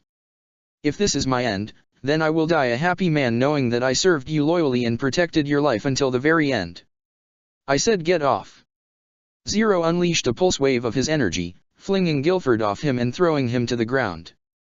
Cornelia was finding it hard not to get emotional. She saluted to Guilford. Die, proud soldier, you have honored me with your service. Guilford smiled at Cornelia from the ground. I couldn't have asked for more. Now go. Cornelia tearfully ran away. There was no way, no goddamn way, she could take that thing on. But she knew that thing was what had been killing everyone. Her suspicions were confirmed. But how to go about destroying it? That creature was even more powerful, she rationalized, than the orange-haired Japanese she had gunned down nearly 9 years ago. How could she stop such a monstrosity like that? She'd nearly been killed herself. As she ran away, Zero intended to pursue, but suddenly something clamped down upon the back of his cloak. He looked over to Guilford, whose chain of fate was beginning to act up. What was pinning him down was Guilford's arm, shaped like a lance. Guilford was reaching the end of his life as a whole and was starting to turn hollow. I don't know what you are, but I won't let you harm the princess, Guilford said, only to vomit blood as the transformation continued to take hold on him. You have gotten in my way for the last time, Gilbert GP. Guilford! Zero declared, retracting his cloak and preparing to fight him. Guilford coughed, standing up, don't know what you're talking about, but, he gave Zero his toughest look, I will protect the princess with everything I have. So be it. Zero flapped his arms down at his sides, creating a crater beneath his location, then you may die for your chivalry and your loyalty and become a part of me. As long as I can protect Her Highness, nothing else matters. Guilford then leaned back, his eyes turning red, chain of fate at its end, skin exploding, and he transformed completely into a hollow. Guilford's mask was shaped like his Gloucester's head. He had a hulking, hunchbacked figure in a maroon-colored body. His left arm was shaped like a crab claw. His right arm was a drill shaped like his Gloucester's lance. "Take your best shot," Zero goaded in the same fashion as he had done to Don Canonji. "Gladly," Guilford declared. He hoisted his drill arm above his head before it doubled, then tripled in size. He rushed forward with the drill spinning so fast that a mock cone was forming around it. "For the princess," he declared. Far away from the scene, Cornelia felt an explosion of spiritual power and saw a pillar of Ryuryoka rise up in the distance before it died out. And then an empty sensation wafted through her body as though something was amiss and she realized what it was. Although Cornelia was as bad as Ichigo at sensing spiritual pressure when she first started out, she had spent so much time around Guilford that she never had any trouble sensing him when he was within a certain distance. She hadn't been running that long, so she was still within that distance. She realized what was wrong. She could no longer sense her knight's spiritual pressure. "Dear God, I now know what's causing everything, but how do I stop something so strong?" She looked at her hands, which were trembling. I'm too weak to take on that level of power." She put a hand on her eye. "What am I going to do?" The visions of her seeing Lelouch on Aogashima flooded her head again and made her head hurt. "Ugh, and what's the meaning of these visions?" she growled as she clenched her teeth as though that would stop the pain. "I need to lie down. I need to relax so that I can process everything." Hueco Mundo. Back in his own home, Zero returned through the Garganta feeling livelier than ever. However, he also seemed a bit disappointed. It was as if he had expected more from Guilford and had been severely let down. Still, though he had been stabilized as the dominant mind ever since he had devoured Violeta and Ogai, his missing heart still ached for him to find more souls and devour everything in his wake. Zero paced the sands of Hueco Mundo, wondering who he should devour next from the world of the living. As he traveled on, he finally decided upon his target. "Yes, of course, I'll go after her. Then we can be together, forever." Britannia. New Pendragon. Sitting outside on the penthouse garden of the royal palace with her breakfast on a nearby table, Nunnally sneezed. "Bless you, Zero," True Identity Suzaku Kurugi said, handing her a tissue. "Thank you," Nunnally said, taking it graciously and blowing her nose. Zero received it back to throw away later. "In Japan," Zero began, "they say that when you sneeze it means someone is talking about you behind your back." Nunnally giggled, "That's a funny superstition." She then looked sad. "What's the matter?" Zero asked her. "I miss my brother," Nunnally said. Suzaku's instinct was to say, "I miss him too," but he knew better than to blow his cover. Nunnally would freak. Instead he simply said, "I'm sure he's thinking of you, wherever he is now." "Thank you, it means a lot to hear you say that rather than calling him names," Nunnally said. Zero took a deep breath. "Lelouch, I can't keep this up. I mean, it's Nunnally. Can't I at least tell her?" He took another deep breath. His mind was made up. "Sorry Lelouch, but I can't keep this up in front of her any longer. Your Majesty, there's something you should know about your brother." Suzaku was cut off when a fierce pressure like an ocean wave covered the penthouse garden and a Garganta slowly opened towards the stairwell entrance/exit. "Ugh," Suzaku groaned, "this sensation." He toppled over onto the ground and passed out. Zero," Nunnally declared. "Disregard that fake. I am Zero, Nunnally." "Zero, the Hollow," declared from across the garden. Nunnally stared at Zero in terror, wide-eyed. "What is that?" That's not like the kind, nice spirits I've always made friends with, but it's so like them." Zero marched towards Nunnally. "Stay away.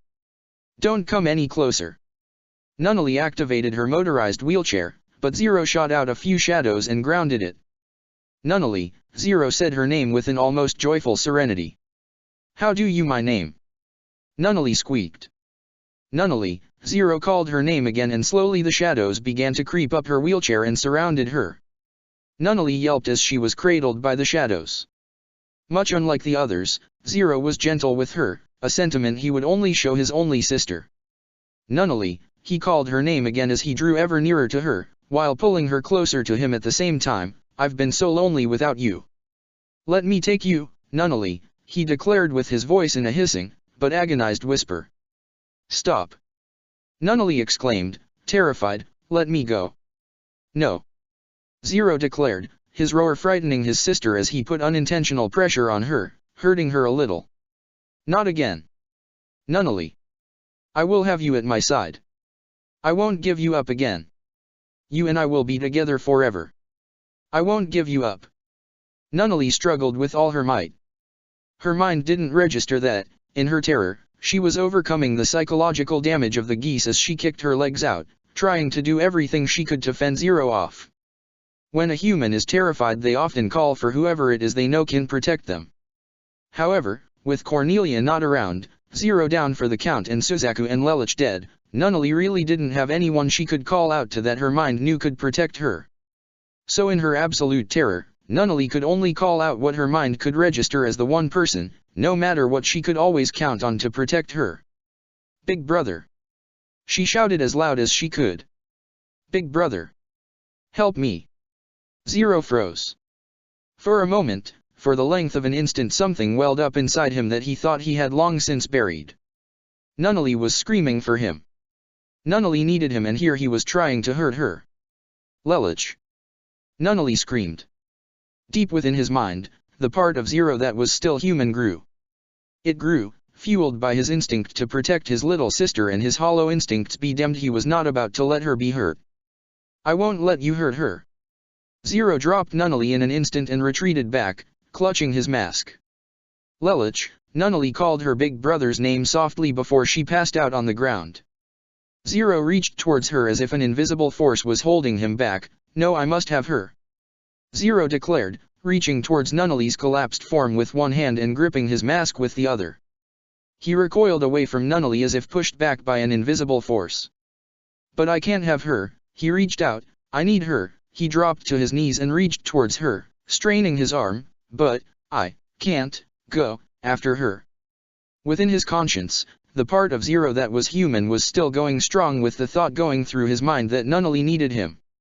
She needed him with all her heart, and no matter what he would protect her, even from himself. She is the one being I cannot hurt, no matter what, Zero's human half lectured. I won't let you touch her. Zero leaned back and grabbed the sharp points of his mask in agony as his mind wrestled for control from his human half. He ultimately managed to suppress his human half, but only enough that he could make it back to Hueco Mundo before collapsing in the sands. When he awoke, he would have full control once again. When Cornelia heard about what happened to Nunnally, she instantly made her way back to Pendragon. Nunnally had protested, but Cornelia said that her welfare was much more important than tracking down the Phantom Killer. What she didn't let slip was that she was currently at a dead end, and if Nunnally had met the creature that had devoured Guilford, only to narrowly escape being hurt, somehow, then she had to be at her side at all costs in case it appeared again. She would not allow Nunnally to be hurt without being able to do something about it. July 2019 ATB. Japan. In the northeastern quadrant of the country, inside a small clinic, Arisawa Tatsuki woke up. She'd woken up before, but this time when she woke up she felt different. Before, when she woke up, she as if so much of her was missing. Her caretaker, head of the clinic, Kurosaki Ishine, had treated her like a guest in his house, but she showed no signs of memory recovery. However, when she woke up this morning, it was like someone had flipped a switch in her brain. She had remembered everything. Bolting down the stairs, she tried to discern where she was. Despite her memory loss, she still remembered where she had been in the last year or so, but not why. She looked over to Ishine asleep on the couch. Hey! Old fart! Who brought me here? Ishine laughed. Tatsuki had been as sweet as sugar up until now. To hear her refer to him in such a manner meant that she remembered a lot. Welcome back to the world, Tatsuki, he said to her. Huh. Ishine pointed at his temple as he walked around the couch and stood a comfortable distance in front of her. You couldn't remember who you were for the longest time. I thought you were stuck like that. You had me worried. Tatsuki briefly remembered her encounter with Charles. So that's what happened. he erased my memory, she thought as she looked to the side in regret that she had been beaten. What's today's date? The 19th.